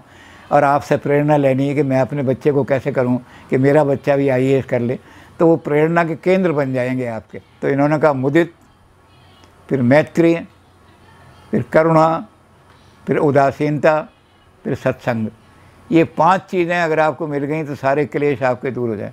तो पंच क्लेश जब दूर हो जाते हैं तो चित्त जो है वो भटकता नहीं, भटकना उसका बंद हो जाता है चित्त का। और जब चित्त का भटकना बंद हो जाता है तब आदमी का मन करता है अब मैं योग की तरफ आऊँ, समाधि की तरफ आऊँ। जब समाधि की तरफ आने के लिए तैयार हो जाता है तो फिर हम उसको कहते हैं आप अनुशासन का पालन करो। योग ने जो अनुशासन दिया है उस अनुशासन का पालन करो। तो संसार के अंदर कितनी डिस्ट्रैक्टिंग चीज़ें हैं, 1000 डिस्ट्रैक्शन हो, आप उनसे कभी भी। एक आदमी कहने लगे कि हम औरतों के साथ अगर नाच रहे हैं तो क्या बुराई है, कृष्ण जी भी तो नाचते थे औरतों के साथ। तो हमने कहा वो नाचते थे ठीक थे, लेकिन एक बात करो पहले कि कृष्ण जी जो थे पहले नाग के फन पे नाचे थे, और नाग के फन पे नाचने के बाद जब उन्होंने इतने अंदर प्राप्त कर ली कि मुझे नाग का विष किसी तरह, तब वो स्त्रियों के साथ नाचना शुरू हुए। तो हम आपको एक कमरे में बंद कर देते हैं, वहाँ हम 100 कोबरा छोड़ देंगे, उन कोबराओं के फन को आपने कुचलना है किसी तरह। अगर आप सुबह को बच गए और कोबराओं को मार दिया तो 1000 औरतों के साथ भी नाचो, आपका कुछ नहीं बिगड़ सकता। और आप मर गए तो इसका मतलब आपके अंदर वो शक्ति नहीं आई। तो जब हमने सारी चीज़ें कर ली तो अब हमें अनुशासन की तरफ आना है। अथ योग अनुशासनम, ये योग आपको अनुशासन की तरफ, ये अनुशासन आपको योग की तरफ लाएगा, चित्त की वृत्तियों की तरफ। उस अनुशासन में अष्टांग 5 अंग दिए हैं योग वालों ने। कहते हैं अष्टांग हैं, 5 बहिरंग हैं, 3 अंतरंग हैं। इसी को बुद्ध ने जाकर के अपने यहाँ कहा, 5 जो बहिरंग थे उसको उन्होंने कहा पंचशील, और जो 3 अंतरंग थे उसको उन्होंने कहा ये 3 समाधि। पंचशील 3 समाधि, ये अष्टांग बुद्ध में भी हैं, ये अष्टांग योग में भी हैं, ये जैनियों में भी हैं। तो ये अष्टांग योग जो है ये सब जगह काम आ रहा है, हर जगह। तो अष्टांग योग इन्होंने दिए हैं। तो पांचों अंग हमारे बहिरंग जो हैं, पहले हम यानी एक्सटर्नल डिसिप्लिन, पहले हम अपना शरीर जो है इसको डिसिप्लिन कर लें। और इसमें उन्होंने पहला दिया यम। यम जो है वो मानसिक साइकोलॉजिकल अनुशासन। पहले हमें साइकोलॉजिकल अनुशासन करना चाहिए, मॉरल अनुशासन करना चाहिए, और ये इस अनुशासन से हम अपने चित्त को बिल्कुल पवित्र कर देंगे। तो इन्होंने कहा ये यम जो है उनका पालन करो। अब यम क्या है? यम का मतलब होता है रोकना किसी चीज़ को। यम दंड देता है ना, यम जो है वो डंडा लेके बैठा रहता है। तो यम का मतलब होता है कुछ चीज़ों को रोकना। इनको कैसे रोकोगे? कौन? पहली चीज़ उन्होंने कहा कि पहला यम है अहिंसा। मनसा वाचा कर्मणा, मन से, वचन से और कर्म से ऐसी कोशिश मत करो कि किसी को हानि पहुँचे। ऐसी वाणी बोलो कि किसी को हानि ना पहुँचे। किसी को डांटना भी हो तो बड़े प्यार से डांटो कि उसको ऐसा ना हो कि जाते ही सुसाइड कर ले वो। आपने किसी को सुधारना है तो डांटना ही पड़ेगा, लेकिन डांट ऐसी हो आपकी, ऐसी ना हो कि वो जा कर के कहा कि जी आज तुम्हें दुख हो गया है तो सारा। तो यम का मतलब है पहला अहिंसा, अहिंसा वृत्ति। किसी भी प्राणी को, जिसके अंदर प्राण है, इसके अंदर हमारे पाश्चात्य संतों ने बहुत कुछ लिखा है। Turn thy fate aside, don't crush less helpless worm. एक कीड़ा है तेरे पाँव के नीचे कुचला जाएगा ये, तो ज़रा अपने पैर को संभाल के रख, इस कीड़े को कुचलना मत। तो उसने कहा क्यों? उसने कहा इसलिए नहीं कुचलना कि जिनको तुम जीवन नहीं दे सकते उनका जीवन हरण करना भी तुम्हें शोभा नहीं देता। या तो तुम ये कहो मैं इसको जीवन दे दूंगा तो फिर लोगों का जीवन लेते रहो, लेकिन हम जिसका जीवन हरण, जिसको जीवन हम दे नहीं सकते, हमें उसका जीवन का हरण भी नहीं करना चाहिए। तो पहला हमारा यम है अहिंसा। इस अहिंसा पर सारे भारत के सिद्धांत खड़े हैं। बौद्ध दर्शन भी अहिंसा पर खड़ा है। जैन दर्शन तो बहुत ही ज़्यादा अहिंसा पर खड़ा है, बहुत ही ज़्यादा अहिंसक है। और गांधी जी ने अहिंसा का बड़ा प्रयोग किया है। गांधी जी ने तो अहिंसा के कारण से पॉलिटिकल अहिंसा भी कर दी कि हम जो लड़ाई लड़ेंगे वो हिंसक लड़ाई नहीं होगी। हम क्रांति तो लाएंगे लेकिन वो क्रांति हिंसक नहीं होगी, अहिंसा होगी। तो दे दी हमें आज़ादी बिना खड़ग बिना ढाल, साबरमती के संत तूने कर दिया कमाल। गांधी जी ने अहिंसा पर बहुत लिखा, इतना साहित्य है गांधी जी का, और जैनियों का इतना साहित्य है अहिंसा पर। तो अहिंसा का अपने जीवन में पालन करो। दूसरी चीज़ उन्होंने कही अहिंसा के बाद सत्य। सत्य के लिए मरना, ये सत्याग्रह कहलाता है। योग कहते सत्याग्रह करो। सत्य के लिए अगर जान भी देनी पड़े तो जान देने के लिए तैयार रहो। ये यूनान के एक ही आदमी ने किया था। दुनिया में वही आदमी ऐसा मिलता है जिसने सत्य के लिए जान दी, उसको हम सुकरात कहते हैं। सत्य पे भाषण तो दे लेते हैं हम, सत्य पर किताबें भी लिख देते हैं, लेख भी लिख देते हैं, लेकिन सत्य के लिए अड़ जाना कि मैं असत्य नहीं हूँ, जब तक मैं जीवन हूँ तब तक असत्य नहीं हो सकता दुनिया के अंदर। जब तक मैं जीवित हूँ अन्याय नहीं होने दूंगा दुनिया, खड़े हो जाओ। तो ये सत्य जो है, ये योग ने दूसरा कहा कि ये दूसरा यम है सत्य। सत्य का पालन करो जीवन में। इसमें भी मनसा वाचा कर्मणा। मन से कोई ऐसी बात है, सत्यम ब्रूयात प्रियम ब्रूयात। सत्य को अहिंसा के साथ कैसे मिलाओगे? तो कहता है हमारा कि सत्य बोलो लेकिन प्रिय ऐसे इस तरह बोलो कि किसी के दिल को चोट ना पहुँचे। और अगर किसी के दिल को चोट पहुँचती है तो मौन रहना अच्छा है, मत बोलो, चुपचाप बैठे रहो। क्योंकि मेरे सत्य बोलने से, तो सत्य बोलना है तो मीठे शब्दों में बोलो। तो सत्यम विरोधात प्रियम विरोधात। तो सत्य हो गया और अहिंसा हो गई। सत्य है, अहिंसा है। अब और चीज़ें हम देखनी है। ब्रह्मचर्य। ब्रह्मचर्य का बड़ा नैरो अर्थ लिया है लोगों ने कि भाई सेक्स पर कंट्रोल करो। योग जो है नैरो अर्थ नहीं लेता। योग कहता है ब्रह्म के अनुकूल आचरण करना। ब्रह्म जो है परम सत्य है, परम ज्ञान है। परम ज्ञान की प्राप्ति में जो चीज़ भी बाधक होती है उसको त्याग देना, ये ब्रह्मचर्य है। जो परम ज्ञान है उसको हम पालन करने के जा रहे हैं। और कोई चीज़ तो उसमें कौन सी चीज़ें बाधक होती हैं? सबसे बड़ा बाधक सुख है, सुख की कामना। सुख, संपत्ति, परिवार, बड़ाई, सब परिहर, इन चीज़ों का परिहार करने की शक्ति दे दो भगवान, तब तो मैं समझूंगा कि आपकी अच्छी कृपा हुई है। कौन कौन सी चीज़ें त्यागना चाहते हैं? कहते सुख की कामना जो है ये मुझे अच्छा काम नहीं करने देती। मैं अपने सुख के लिए कहता हूँ कौन जाए वहाँ दुख में परेशान होंगे, धूप में कौन जाए वहाँ आदमी मर रहे हैं मरने दो। संपत्ति की चिंता मुझे अच्छा काम नहीं करने देती, और संपत्ति के लिए लोगों को मार भी देता हूँ, मैं लोगों को झगड़े भी करता हूँ। परिवार की चिंताओं में लगा रहता हूँ तो मैं समाज की सेवा नहीं कर पाता। अपने परिवार के लिए, मेरा परिवार में खूब माल आ जाए, खूब धन आ जाए, और बड़प्पन का भाव, मैं बहुत बड़ा हूँ, मैं कैसे झुग्गी में जाके बैठूँगा गरीब बच्चों के साथ। तो चार चीज़ों का परिहार करने की, अगर ये परिहार करने की शक्ति जानवरों में नहीं होती। एक कुत्ता मर जाए तो दूसरा कुत्ता उसके लिए परित्याग नहीं कर सकता। तो ये परिहार करने की शक्ति मनुष्य में भी उसमें होती है, जो दैवी मनुष्य हो। तो कहते हैं हमें परिहार करने की शक्ति दे दो। जब ये परिहार करने की शक्ति मिल जाएगी तो हम समझ लेंगे कि हमने ब्रह्मचर्य का पालन कर लिया। सुख की हमें चिंता ना रहे, संपत्ति बटोरने की चिंता ना रहे, क्योंकि ज्ञान में बाधक होते हैं। तो जो चीज़ ब्रह्म के ज्ञान में बाधक है उस सब पर नियंत्रण करना, ये ब्रह्मचर्य है। ब्रह्म के अनुसार आचरण करो अपना, उसके विपरीत कोई आचरण होगा तो अपने ब्रह्मचर्य भंग कर दिया। तो ब्रह्मचर्य तीसरा हो गया। अब ब्रह्मचर्य के बाद हमारे पास आया अस्तेय। अस्तेय में ये कि जिस चीज़ पर अपना अधिकार नहीं है उस चीज़ को लेने की इच्छा भी मन में नहीं आए।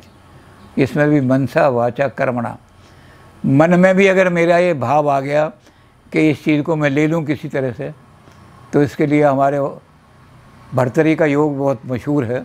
भर्तरी ने जो योग पर लिखा बहुत मशहूर है। तो भर्तरी का सिद्धांत आता है हमारा कि भर्तरी ने जब राज त्यागा और संन्यास लिया, तो भर्तरी जो थे गंगा जी के किनारे स्नान करने के लिए जा रहे थे कि अब मैं गंगा स्नान करके और संन्यास लेके हिमालय में चला जाऊंगा। तो उनके गुरु जो थे गोरखनाथ जी, उन्होंने ये परखने के लिए कि इसके मन में सच्चा वैराग आया है या ऐसे ही धोखा कर रहा है, वो उनके पीछे पीछे जा रहे थे। तो जब भर्तरी गए तो गंगा जी की चेत जो है उसके अंदर सफ़ेद सफ़ेद कण होते हैं। वो कण बड़े चमकते हैं रोशनी के अंदर। वो कण चमक रहे थे गंगा जी की रेत के, चांद की रोशनी पड़ रही थी बड़ी। वहाँ एक जगह क्या देखा, कोई लाल लाल उन्होंने दिखाई दिया। कर ये तो चांदी जैसे चमकते हैं, लाल चीज़ क्या पड़ी है? और लाल चीज़ भी चमकदार। तो उन्होंने कहा ये चमकदार चीज़ जो लाल मालूम देता है, कोई हीरा ऐसा हो सकता है, इधर से कोई राजा राजा गया हो तो हीरा गिर गया उसका, तो मैं इस हीरे को उठा करके कहीं लोक कल्याण के गरीबों के अंदर बांट दूंगा। तो वो उस हीरे को उठाने के लिए गए, और जैसे ही उन्होंने हीरे पे उठाने के लिए हाथ डाला तो सारा हाथ गंदा हो गया, क्योंकि किसी ने पान की पीक थूक रखी थी और वो उसके कणों के ऊपर चमक रही थी। तो आकर के उन्होंने गोरखनाथ जी ने कंधे पे हाथ रख दिया। उन्होंने कहा भर्तरी, जिस चीज़ पर तेरा अधिकार नहीं था, जब तूने लोक कल्याण के लिए उसको उठाने की कोशिश की, तेरा हाथ गंदा हो गया। अगर अपने कल्याण के लिए उठाता तेरी आत्मा भी गंदी हो जाती। जो चीज़ जिस पर तेरा अधिकार नहीं उसको लेने की इच्छा क्यों की तूने? तो ये है अस्तेय। इसको आम भाषा में कहते हैं चोरी ना करना। गांधी जी ने इस पर बहुत लिखा है। जैसा हमने एक जगह चर्चा भी करी थी कि गांधी जी ने ये भी कहा है कि मुझे तनख्वाह मिलती है 7 घंटे काम करने की दफ्तर के अंदर। मैं दफ्तर में गया, मैंने पहले अखबार पढ़ा, फिर चाय पी, फिर किसी से गप्पे छप्पे लड़ाए, अपने अनुभव शेयर किए, और 2 घंटे के बाद फ़ाइल खोली। उस फाइल में मैं उल्टा सीधा लिख के फाइल रखा के फिर चलो लंच हो गया, लंच के लिए चलते हैं। तो 5-7 घंटे की मुझे तनख्वाह मिलती है, और मैंने काम किया हुआ 3 घंटे, तो 4 घंटे मैंने चोरी की समाज की। ये भी चोरी है,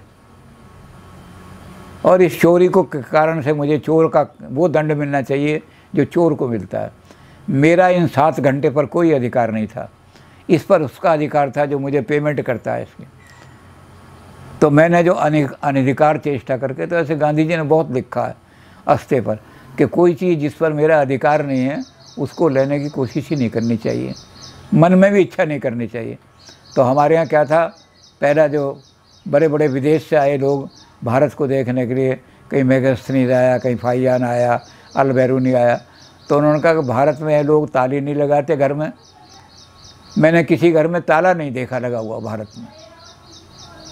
और कहते कोई आदमी किसी कोई चीज़ गिर जाए तो 10 दिन बाद भी, हफ्ते बाद भी आके वो अपनी चीज़ वहीं से उठा लेता है।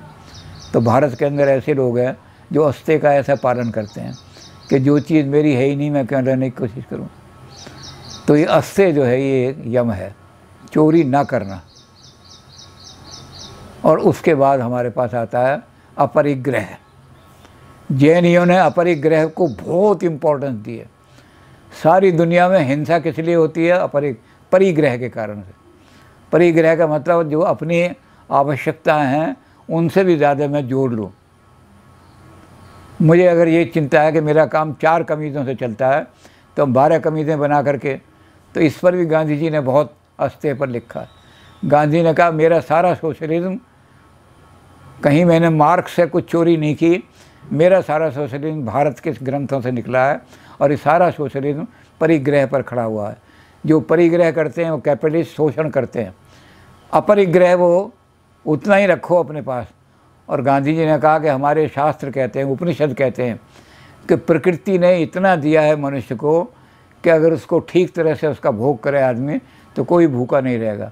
लेकिन प्रकृति ये कहती है कि अपनी आवश्यकता से जब तू ले लेगा तो वो मेरे पास तुझे देने के लिए नहीं है, इसलिए अगर तूने कहीं कोई चीज़ ज़्यादा ली है तो समझ ले कि दूसरा कोई आदमी भूखा मर रहा होगा। और इस पर गांधी ने कई जगह बात की है। उन गांधी जी ने एक आदमी के घर गए, उसके घर जूते देखे और उन्होंने कहा इतने जूते, कितने आदमी तुम्हारे घर में रहते हैं? उसने कहा जी ये तो मेरा कमरा है, मेरे ही जूते रहते हैं 10 जोड़ी। ये नहाने के लिए जाता हूँ तो ये जूते पहनता हूँ, जब खाना खाने जाता हूँ तो डिनर के टाइम ये जूते पहनता हूँ। तो गांधी जी ने कहा इतने जूते तुमने रखे हुए हैं अवश्य, तो तुम जा कर के समाज में देखो कि 4 आदमी 6 आदमी ज़रूर नंगे पैर घूम रहे होंगे उनके पास, तो तुम थीफ। गांधी जी ने कहा जो अपरिग्रह का पालन नहीं करते वो समाज के चोर हैं। जितनी चीज़ हमें ज़रूरी है वही चीज़ अपने, और ज़रूरत को तो कौन तय करेगा? परनिशियस नीड जो है ज़रूरत नहीं होती। जो परनिशियस भोग वाली नीड जो है वो नीड नहीं कहलाती, वो परनिशियस हैं। तो जो अपने कर्तव्य को पालन करने के लिए एक आदमी के घर और गए गांधी जी, वहाँ ये जो स्टेथोस्कोप है वो लगा करके उसके बीच में एक तस्वीर लगाई हुई थी। तो उसने कहा कि तुम्हारे घर में कोई डॉक्टर है?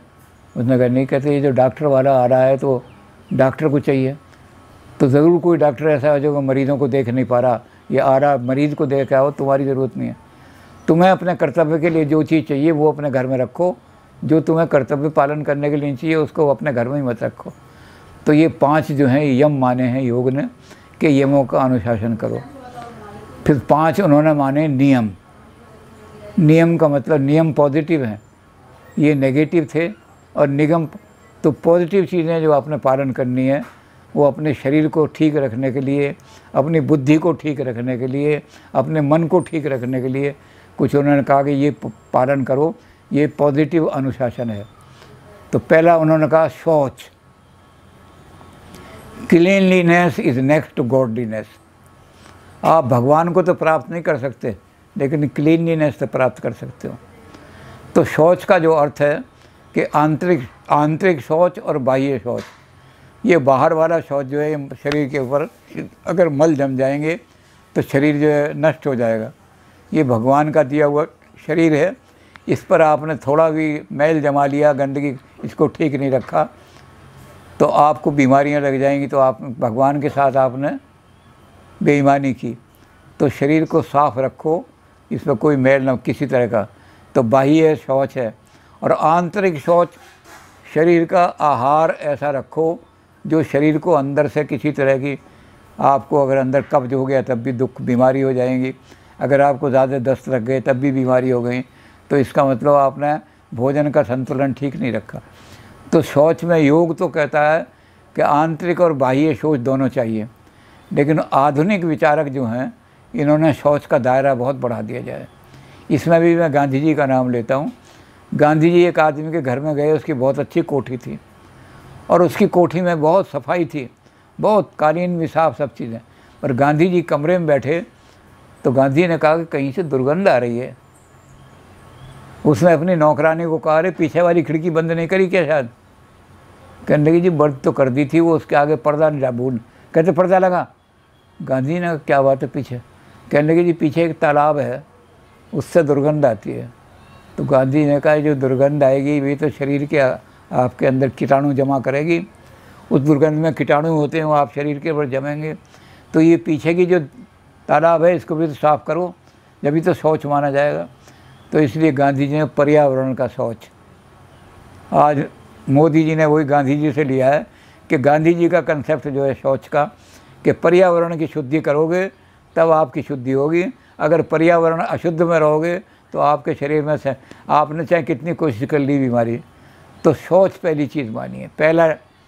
पहला नियम है शौच। फिर दूसरा है संतोष। आदमी संतुष्ट नहीं होता। दुष्पूरम केन पूर्यते। आदमी के मन की जो इच्छाएं हैं वो एक अंधे कुएं की तरह से हैं, उसमें कुछ भी डाले जाओ पूरा नहीं होता। तो इन्होंने कहा कि जब नहीं पूरा होगा तो आदमी के मन कैसे चंचलता की तरफ से आएगा, मन चंचल ही रहेगा आदमी का और दुखी रहेगा वो आदमी। अभी मुझे तो उन्होंने कहा कि जो अपने सामर्थ्य से आप अपनी आजीविका जितनी कमा सकते हो उसी में संतुष्ट करो, अपने पर परिश्रम को बढ़ा दो, आवार अपने जीवन के अंदर और ज़्यादा परिश्रम बढ़ा दो तो और ज़्यादा चीज़ें अपने आप आ जाएंगी। लेकिन आप जो है जितना आपके परिश्रम से आपको प्राप्त हो रहा है उसी में आप जीवन को निर्वाह करो, ये संतोष है।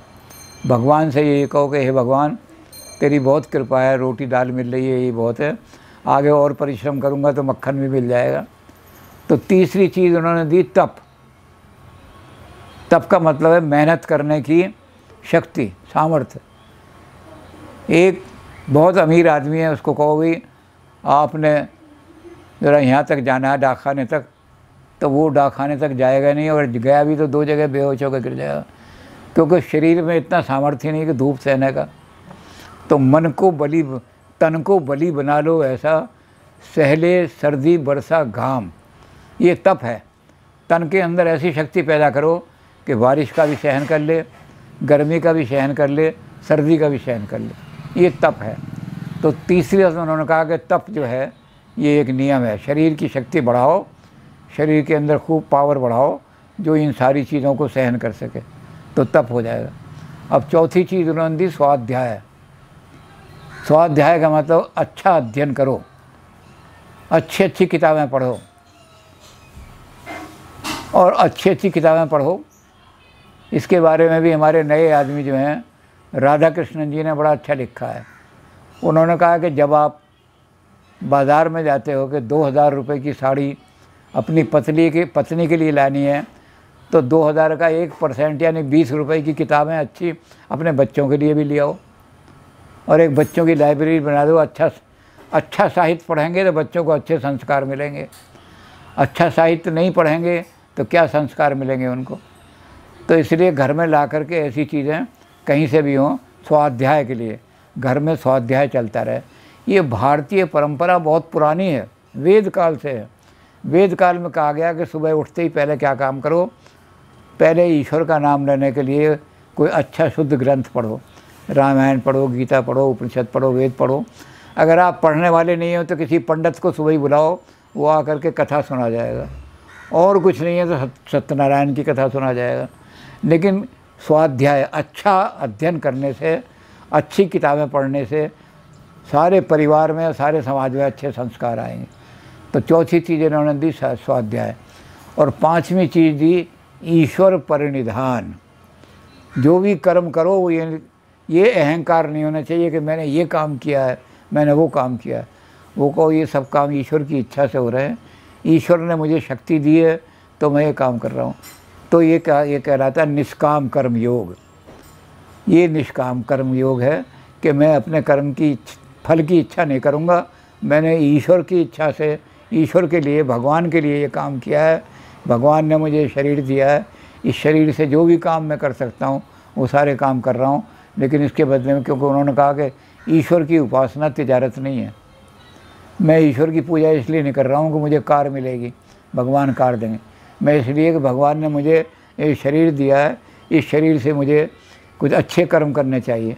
वो कर्म मैं ईश्वर को समर्पित कर रहा हूँ कि भगवान आज मेरे हाथ से कोई बुरा काम नहीं हुआ, आज मेरे काम से कोई अच्छा काम हुआ। और इसलिए रामायण में इस बात का वर्णन किया है। सुमित्रा कह रही हैं, जिस दिन तुमने राम की सेवा नहीं की वो समझ लो आपका जीवन का वो दिन व्यर्थ गया। तो इसलिए शाम को बैठ करके, और हज़रत उमर जो हैं जिन्होंने पहली हदीस लिखी है इस्लाम की, वो भी यही कह रहे हैं कि ए इंसान, अगर तूने खुदा की इबादत करनी है, सच्ची इबादत करनी है और सच्चे दिल से दिखावे के लिए पूजा नहीं करनी, तो शाम को जब तू सोए तो सोने से पहले कि आज मैंने दिन में क्या क्या काम किए और मेरे हाथ से कोई अच्छा काम हुआ है नहीं हुआ। अगर मेरे हाथ से अच्छा काम नहीं हुआ तो आज मेरे हाथ बेकार गए। मैं भगवान से कहता हूँ, भगवान तूने हाथ मुझे बेकार दिए क्योंकि इनसे कोई भी अच्छा काम नहीं हुआ। तो सारे धर्म ग्रंथ जो ये कहते हैं ईश्वर परिनिधान, जो कर्म करो ईश्वर को समर्पित कर दो और ईश्वर से कहोगे हे भगवान मुझे इतनी शक्ति दे कि मैं और भी अच्छे कर्म कर सकूं। तो ये 5 चीज़ें, 5 नियम दिए, 5 यम दिए, 5 नियम दिए, ये अनुशासन है। इस अनुशासन का पालन करो तो चित्त की सारी वृत्तियाँ जो रुक जाएंगी। जब इस अनुशासन का पालन हो जाए तो अब आपके पास आएगा आसन।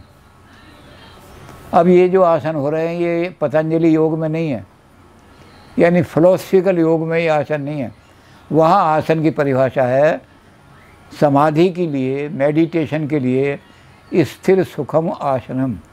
जिस स्थिर स्थिति में बैठा जा सके, आपने समाधि में मेडिटेशन बैठना है तो जिस तरीके से देर तक आप स्थिर बैठ सकते हो, आधा घंटे तक, और सुख के पूर्वक, तो वो आसन है और कोई आसन नहीं है। तो समाधि के लिए जिस आसन में आप इस आसन में बैठे हैं, इसमें अगर दुख हो तो इस आसन को छोड़ दो, यूँ कर लो, ये आसन हो जाएगा। स्थिर भी हो कि हम स्थिर बैठ सकते हैं, बार बार बदलना ना पड़े, और सुख भी मिले, तो स्थिर सुखम आसनम ये आसन है। इस आसन में बैठ करके और मन को कंट्रोल करने की कोशिश करो, मन को समाधि लगाने की कोशिश करो, तो आसन हो गए। उसके बाद उन्होंने कहा प्राणायाम। सारे शरीर को जो चला रही है शक्ति वो प्राण शक्ति है। प्राण वायु अलग अलग रूप में होकर के शरीर को चलाती है। जब वो व्यान वायु बन जाती है तो नीचे से मल को निकलती है। जब वो उदान वायु बन जाती है तो रक्त को ऊपर दिमाग की तरफ ले जाती है। तो ये प्राण वायु तरह तरह से सारे शरीर को चला रही है। इस प्राण को नियंत्रित करना, प्राण, अब योग के दर्शन वाले तो ये कहते हैं कि आदमी के प्राण निश्चित है। जैसे आदमी ने पिछले जन्म में कर्म किए हैं उसके हिसाब से उसको प्राण मिलेंगे। एक आदमी ने तो ये आयु कर्म जो हैं ये भगवान की इच्छा से पिछले क्रम से तय होते हैं। तो आपको भगवान ने 1000 श्वास दिए, आपने ऐसा काम किया कि क्रोध में, काम में वो श्वास जो है जल्दी जल्दी स्खलित हो गए। जब 1000 का खजाना आपका स्खलित हो गया तो आप मर गए। तो आपने अपने प्राणों की रक्षा नहीं करी, और उन प्राणों को अगर कंट्रोल करो तो आप 60 साल आपके पड़ोसी जिया है, आपने अपने प्राण कंट्रोल किए तो आप 80 साल जी जाओगे। तो प्राणों को, प्राणायाम का मतलब होता है प्राण को आयाम, नियंत्रण करना, कंट्रोल करना। और इसके लिए 3 विधि बताई है योग ने। बाकी आजकल तो बहुत प्राणायाम चल पड़े हैं हठ योग वालों ने, इन्होंने 3 ही चीज़ें बताई हैं। इन्होंने कहा कि इनको नियंत्रित करने के लिए रेगुलेटेड कर लो। पहले करो, आदमी सांस ऊपर को ले, इसको कहा पूरक। फिर जितनी देर में सांस ऊपर को लिया है उसको कहीं अपने अंदर रोक लो। जितनी ऑक्सीजन अंदर गई है वो आपके शरीर के मल को, जो फेफड़े हैं उनमें से मल को निकालेगी, तो वो गंदी हवा को निकालेगी। तो पहले आपने सांस को लिया, उसको रोक लो, उसको फेफड़ों में ही रोक दिया आप, वो कह रहा था कुंभक। फिर उसमें आपने क्या काम किया, वो जो जो उसके अंदर वो आ गई थी कार्बन डाइऑक्साइड, उसको निकालना है। तो आपने उसको निकाला, वो कह रहा रेचक। तो जब आप क्या करेंगे, जब आपका पूरक और रेचक जो है ये संतुलित हो जाएगा, 1 मिनट आपने सांस लिया और 1 ही मिनट में आपने निकाला, तो ये रेगुलेटेड हो गया। जब सांस आपकी बिल्कुल रेगुलेटेड हो जाएंगी तो फिर सांस को आप बेकार नहीं करोगे। क्रोध भी आएगा, क्रोध के समय आपने अगर इस तरह सांस ले लिए ऊपर तो क्रोध शांत हो जाएगा। तो इस तरह से सांस को कंट्रोल करके रखना, ये प्राणायाम इन्होंने योग वालों ने लिखा। अब जब ये सारे काम हो जाते हैं तो इसकी सिद्धि हो गई, आपको नहीं हुई। आपने जो योग का नियम पालन किया, इस योग में आप सिद्ध हो गए या परफेक्ट हो गए नहीं। इम्तहान आता है 100 में से कितने नंबर लिए, तो उसके लिए उन्होंने कहा वो है प्रत्याहार। यथा हमने जब कछुआ होता है, यदा संघर्ते चायम कूर्माग्नेय सर्वशः, जैसे कछुआ होता है वो कोई खतरा देख करके कि बाहर कोई खतरा है, वो अपने सारे अंगों को सकोड़ करके अपनी ढाल के नीचे ले आता है और फिर सुरक्षित हो जाता है। वो कछुए की खोपड़ी जो होती है वो इतनी हार्ड होती है कि उसको कोई खा नहीं सकता, छटक नहीं सकता। तो अपने अंगों को, सबको, कोमल अंग जिनको कोई भी खा जाए, कछुआ उनको बचाने के लिए उसमें ले आता है। यदा संघर्ते चायम, जब आप देखें कि कोई चीज़ आपको नुकसान पहुंचाने वाली है तो अपनी इंद्रियों को खींच करके और बिल्कुल मन के साथ जोड़ दो, मन के हाथ में लगाम दे दो। मन इंद्रियों को फिर उधर नहीं जाने देंगे। उन विषयों की तरफ जाती हैं इंद्रियां, इंद्रिय विषयों की तरफ से रोक नहीं सकती। लेकिन आपने अगर ये नियम पालन कर लिए हैं तो आपके मन में इतनी शक्ति आ जाएगी कि वो इंद्रियों को अपने बस में कर लेगा। और जब इंद्रियां बहिर्मुख के बजाय अंतर्मुख हो जाती हैं तो उसको कहते हैं प्रत्याहार हो गया। अब आपको डिस्ट्रैक्शन खींच नहीं सकते, कैसे ही डिस्ट्रैक्शन रहो। अर्जुन ने यही किया। उर्वशी जब गई है तो शरीर के ऊपर से कपड़े उतारे हुए अर्धनग्न अवस्था में है और बड़ी सुंदर है, और अर्जुन के पास पहुंची है। इंद्र ने भेजा कि अर्जुन का तप दिखा दो, क्योंकि अगर ये कामयाब हो गया तो गांडीव इसके हाथ में होगा तो इंद्रासन छीन लेगा मेरी गद्दी। तो जाके ये साधना कर रहा है। तो उर्वशी इशारत में गई और उर्वशी ने जाकर के अर्जुन से कहा, अर्जुन ने कहा मैं क्षत्रिय हूँ, तेरा दुख हरण करना क्षत्रिय का काम ये है कि जो क्षत हैं, जिनको दुखी दिया गया है, उनका त्राण, दुखों को दूर करना दुखियों का। तो तेरा जो दुख है उसका हरण करूँगा मैं। वो कहने लगे गांडीव की सौगंध खा। उनने गांडीव की सौगंध कही। उसने कहा मेरा दुख ये है कि आज की रात्रि में तेरे जैसा पुत्र चाहती हूँ, तो वो पुत्र उत्पन्न कर दे। तो अर्जुन ने कहा साध्वी, मैं ये तो प्रतिज्ञा कर सकता हूँ कि पुत्र हो जाएगा तेरे, लेकिन मेरा जैसा वो तपस्वी होगा, बलशाली होगा और संयम करने वाला होगा, इसकी कोई गारंटी नहीं है। दुराचारी भी हो सकता है, बदमाश भी हो सकता है। तो कहने लगे तूने वायदा किया है। अर्जुन ने कहा वायदा तो किया है, लेकिन इसको पूरा एक तरह से किया जा सकता है कि तू मुझे पुत्र मान ले और तू मेरी माँ बन जा। तो उर्वशी कहने लगी कि तूने आज अपने पौरुष को भंग किया है। मैंने दुनिया में कोई पुरुष ऐसा नहीं देखा कि इतनी सुंदर स्त्री हो, एकांत जगह हो बिल्कुल, और वो पुरुष विचलित ना हो जाए। उसने कहा कि मैं प्रत्याहार, मैंने योग का पालन किया है, अब मैं प्रत्याहार हूँ। मैं अपनी इंद्रियों पर इतना कंट्रोल करता हूँ कि तेरे जैसी 1000 स्त्रियाँ भी आ जाएं तो मेरा मन विचलित नहीं होगा। तो ये प्रत्याहार है। हमारे सामने तरह तरह के भोजन भी आ जाएं, लेकिन मुझे पता है कि मैं डायबिटीज़ का मरीज़ हूँ, मेरा मन ज़रा भी विचलित नहीं होगा, मैं बिल्कुल उधर देखूँगा भी नहीं। प्रत्याहार हो गया। तो ऐसे ही 100 सारी चीज़ें जो इंद्रियों को सुख देने वाली हैं, बाहर की तरफ इंद्रियों को खींचती हैं कि तुम इधर आ जाओ हमारी तरफ, और नश्वर चीज़ें जो उन्हीं के साथ जोड़ देती हैं। तो उसको खींच करके अगर हम अब कछुए की तरह से ले आए, प्रत्याहार कर लिया हमने, तो फिर ऐसा हो जाएगा कि हमारी साधना सफल हो गई। जो हमने यम नियम और आसन प्राणायाम किए थे, तो प्रत्याहार हमारा बाहिर अंग है सफल हो गया, और ये हमें फिर अंतरंग में अंतरंग योग में भेज देगा, क्योंकि बाहर से अब हमारा कोई, हम अपने अंदर ये तय करें कि कौन सी चीज़ ऐसी है जिस पर मैं काफ़ी देर तक ध्यान लगा सकता हूँ। उस एक चीज़ पर ही अपना सारा शक्ति मानसिक केंद्रित कर दो, ये कहलाता है धारणा। धारणा में हमने क्या किया कि उस वस्तु के ऊपर अपना केंद्र लगा दिया।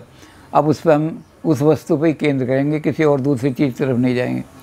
मेरा ध्यान बिजनेस में लग गया तो सारा बिजनेस में सोचूंगा भी बिजनेस के बारे में, खाना भी खाऊंगा तो इस तरह से बिजनेस को कोई नुकसान। तो ये धारणा जो है एक विषय पर अपने मन को लगा देना, टिका देना, ये धारणा कहलाती है। अब ये धारणा जब पक्की हो जाती है तो फिर वो ध्यान बन जाती है। फिर उस विषय के अंदर और मेरे अंदर कोई अंतर नहीं रहता। मेरा मन उसे जब भी होगा हमेशा उस विषय की तरफ ही जाएगा और कहीं नहीं जाएगा, और मेरा मन उस विषय के साथ एकाकार हो जाएगा। तो ये ध्यान कहलाता है। और जब हमारा ध्यान ऐसा हो गया तो विषय में और विषय में कोई अंतर नहीं रहता। ये कहलाती है समाधि। योग ने समाधियाँ दो तरह की बताई हैं। एक बताइए संप्रज्ञात समाधि और एक बताइए असंप्रज्ञात समाधि। संप्रज्ञात में क्या होता है कि हमने समाधि तो लगा ली, डिस्ट्रैक्शन हमें कोई खींच नहीं पा रहा, लेकिन अंदर मन में बीज मौजूद हैं। वो अंकुरित कभी भी होकर के फिर हमारे इसको समाधि को भंग कर सकते हैं। तो संप्रज्ञात समाधि में संस्कार रहते हैं। इसको सबीज समाधि भी कहते हैं। सबीज का मतलब बीज है। अभी हम खीर तो नहीं खा रहे, लेकिन खीर खाने की कामना मन में है। मैं खीर नहीं खाता, लेकिन खीर बड़ी अच्छी चीज़ है, ये मेरे मन में कामना है। तो बीज रूप में वो चीज़ विषय मेरे शरीर में रहता है। इसलिए संप्रज्ञात समाधि को सबीज समाधि भी कहा है कि ये सबीज समाधि है। जब ये बीज भी नष्ट हो जाता है साधना करने के बाद तो असंप्रज्ञात, अब कुछ नहीं रहता। अब मुझे अपना मन ही मन रहता है, मैं बहुत महान हूँ, मैं इन छोटी छोटी चीज़ों में फंसने वाला नहीं हूँ। ये हज़ार औरतें भी आके मुझे फंसाना चाहें तो नहीं फंसा सकती। ये हज़ार संसार के आकर्षण भी मुझे फंसाना चाहें तो नहीं फंसा सकते। तो ये स्थिति जब आ जाती है, ये निर्बीज समाधि हो जाती है। संस्कार भी ख़त्म हो जाते हैं। और निर्बीज समाधि जो है ये हमें कहाँ ले जाती है? ये हमारी सारी चित्तियों को, सारी चित्त की जितनी वृत्तियाँ हैं उन वृत्तियों को सबको निरुद्ध कर देती है। कोई वृत्ति अब बाकी नहीं रहती हमारी। जो पांचों वृत्तियाँ थीं, प्रमाण वृत्ति, विपर्य वृत्ति, विकल्प वृत्ति, निद्रा वृत्ति, स्मृति वृत्ति, ये वृत्तियाँ सारी समाप्त हो जाती हैं। अब मेरा मन बिल्कुल एकाग्र हो जाता है और अंदर की तरफ होकर प्रकाश ही प्रकाश मुझे दिखाई देने लगता है। मैं तो प्रकाश हूँ, मैं तो इन सब चीज़ों से बहुत ऊपर हूँ। ये संसार की कोई चीज़ है। मैं कुर्सी नहीं हूँ, मैं मेज़ नहीं हूँ, मैं कोठी नहीं हूँ, मैं बंगला नहीं हूँ, मैं इनसे बहुत ऊपर हूँ। जब ये सारी चीज़ें हट जाती हैं तो सब याद में, तो जब उस स्थिति में पहुँच जाता है आदमी, तो वो सांख्य वाली स्थिति जो थी कि प्रकृति से बंधन छूटना है, तो उसको कहते हैं केवल्य। योग वाले ने उसको केवल्य कहा है। यानी अब प्रकृति का कोई बंधन, अब प्रकृति का कोई लेश मात्र भी हिस्सा मेरे साथ नहीं रहा। प्रकृति तो परिवर्तनशील है, परिवर्तन होती रहेगी। प्रकृति के अंदर तो सारे मॉडिफिकेशन होती रहेंगी। प्रकृति तो चलती रहेगी क्योंकि रज्जु है, लेकिन वो मुझे चंचल चलायमान नहीं कर सकती। प्रकृति में कोई चीज़ नई बन जाओ या प्रकृति में चीज़ नष्ट हो जाओ, मेरा माइंड इससे प्रभावित नहीं होगा। अब मैं स्थित हो गया बिल्कुल। दुख सुख समय कृता, लाभे लाभो जया जयो। मेरी स्थिति ये आ गई कि दुख और सुख मेरे लिए समान है, लाभ और अलाभ मेरे लिए समान है, जय और अजय सब मेरे लिए समान, मान और अपमान सब मेरे लिए समान है। तो मैं बहुत ऊंचा हूँ, प्रकाश बन जाता हूँ। तो जब ये हालत है, इसको केवल्य की स्थिति, केवल मैं बिल्कुल प्रकृति से केवल हूँ, अलग हूँ, बिल्कुल प्रकृति की हर आकर्षण से मैं अलग हूँ। तो जब वो उस स्थिति में पहुँच जाता है तो वो केवल्य की स्थिति में पहुँच जाता है।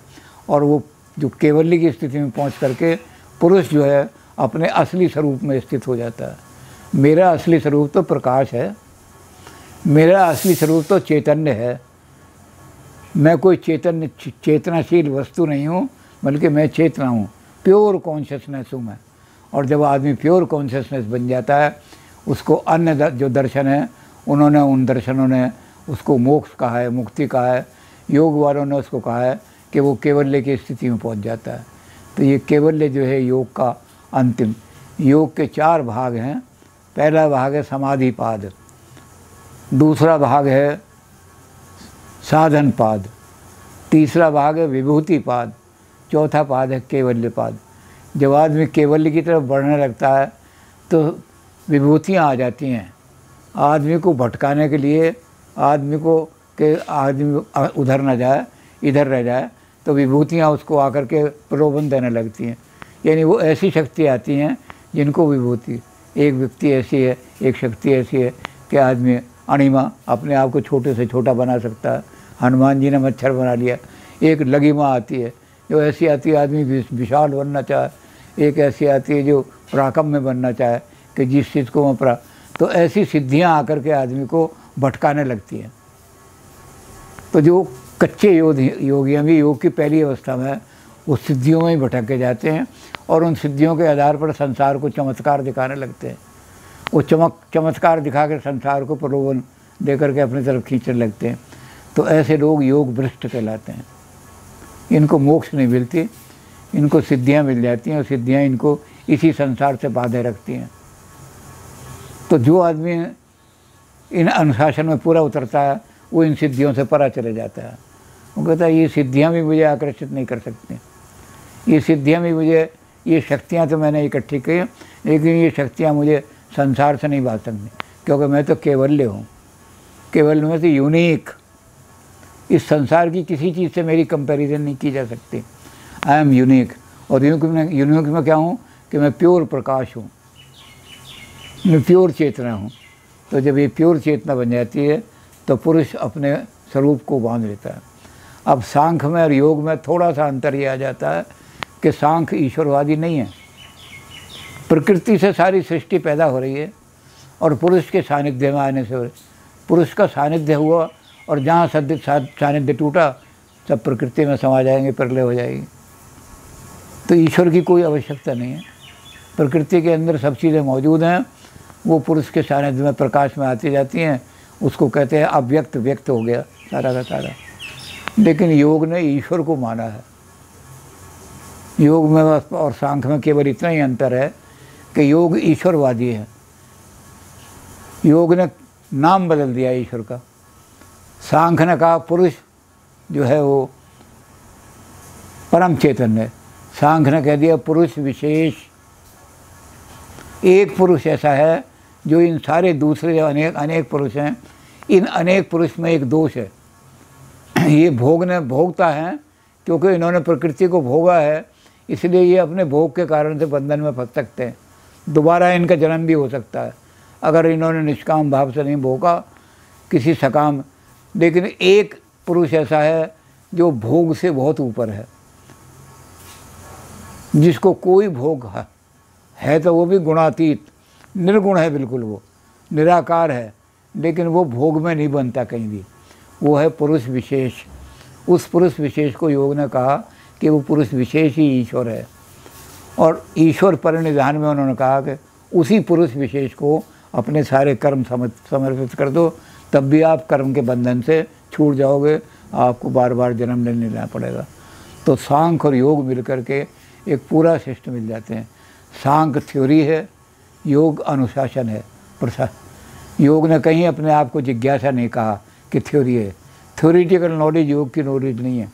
योग कहते हैं योग अथ अनुशासनम। योग तो अनुशासन है, जीवन के अंदर पालन करोगे कैवल्य प्राप्त हो जाएगा, यूनिकनेस प्राप्त कर लोगे। मैं दुनिया की किसी भी चीज़ के साथ मेल नहीं खा सकती कोई चीज़, क्योंकि आई एम यूनिक, मैं प्योर प्रकाश हूँ। तो ये प्योर प्रकाश का रास्ता जो पुरुष फंस गया, सांख्य के अंदर जो पुरुष फंस गया था प्रकृति के चक्कर में, उसको वहाँ से निकाल करके योग खड़ा करता है। पुरुष अपने पूर्ण असली रूप को प्राप्त कर लेता है और असली रूप को प्राप्त करने के बाद फिर वो किसी बंधन में नहीं आता। वो तो सांख्य और योग दोनों मिल करके एक सिस्टम बन जाती है।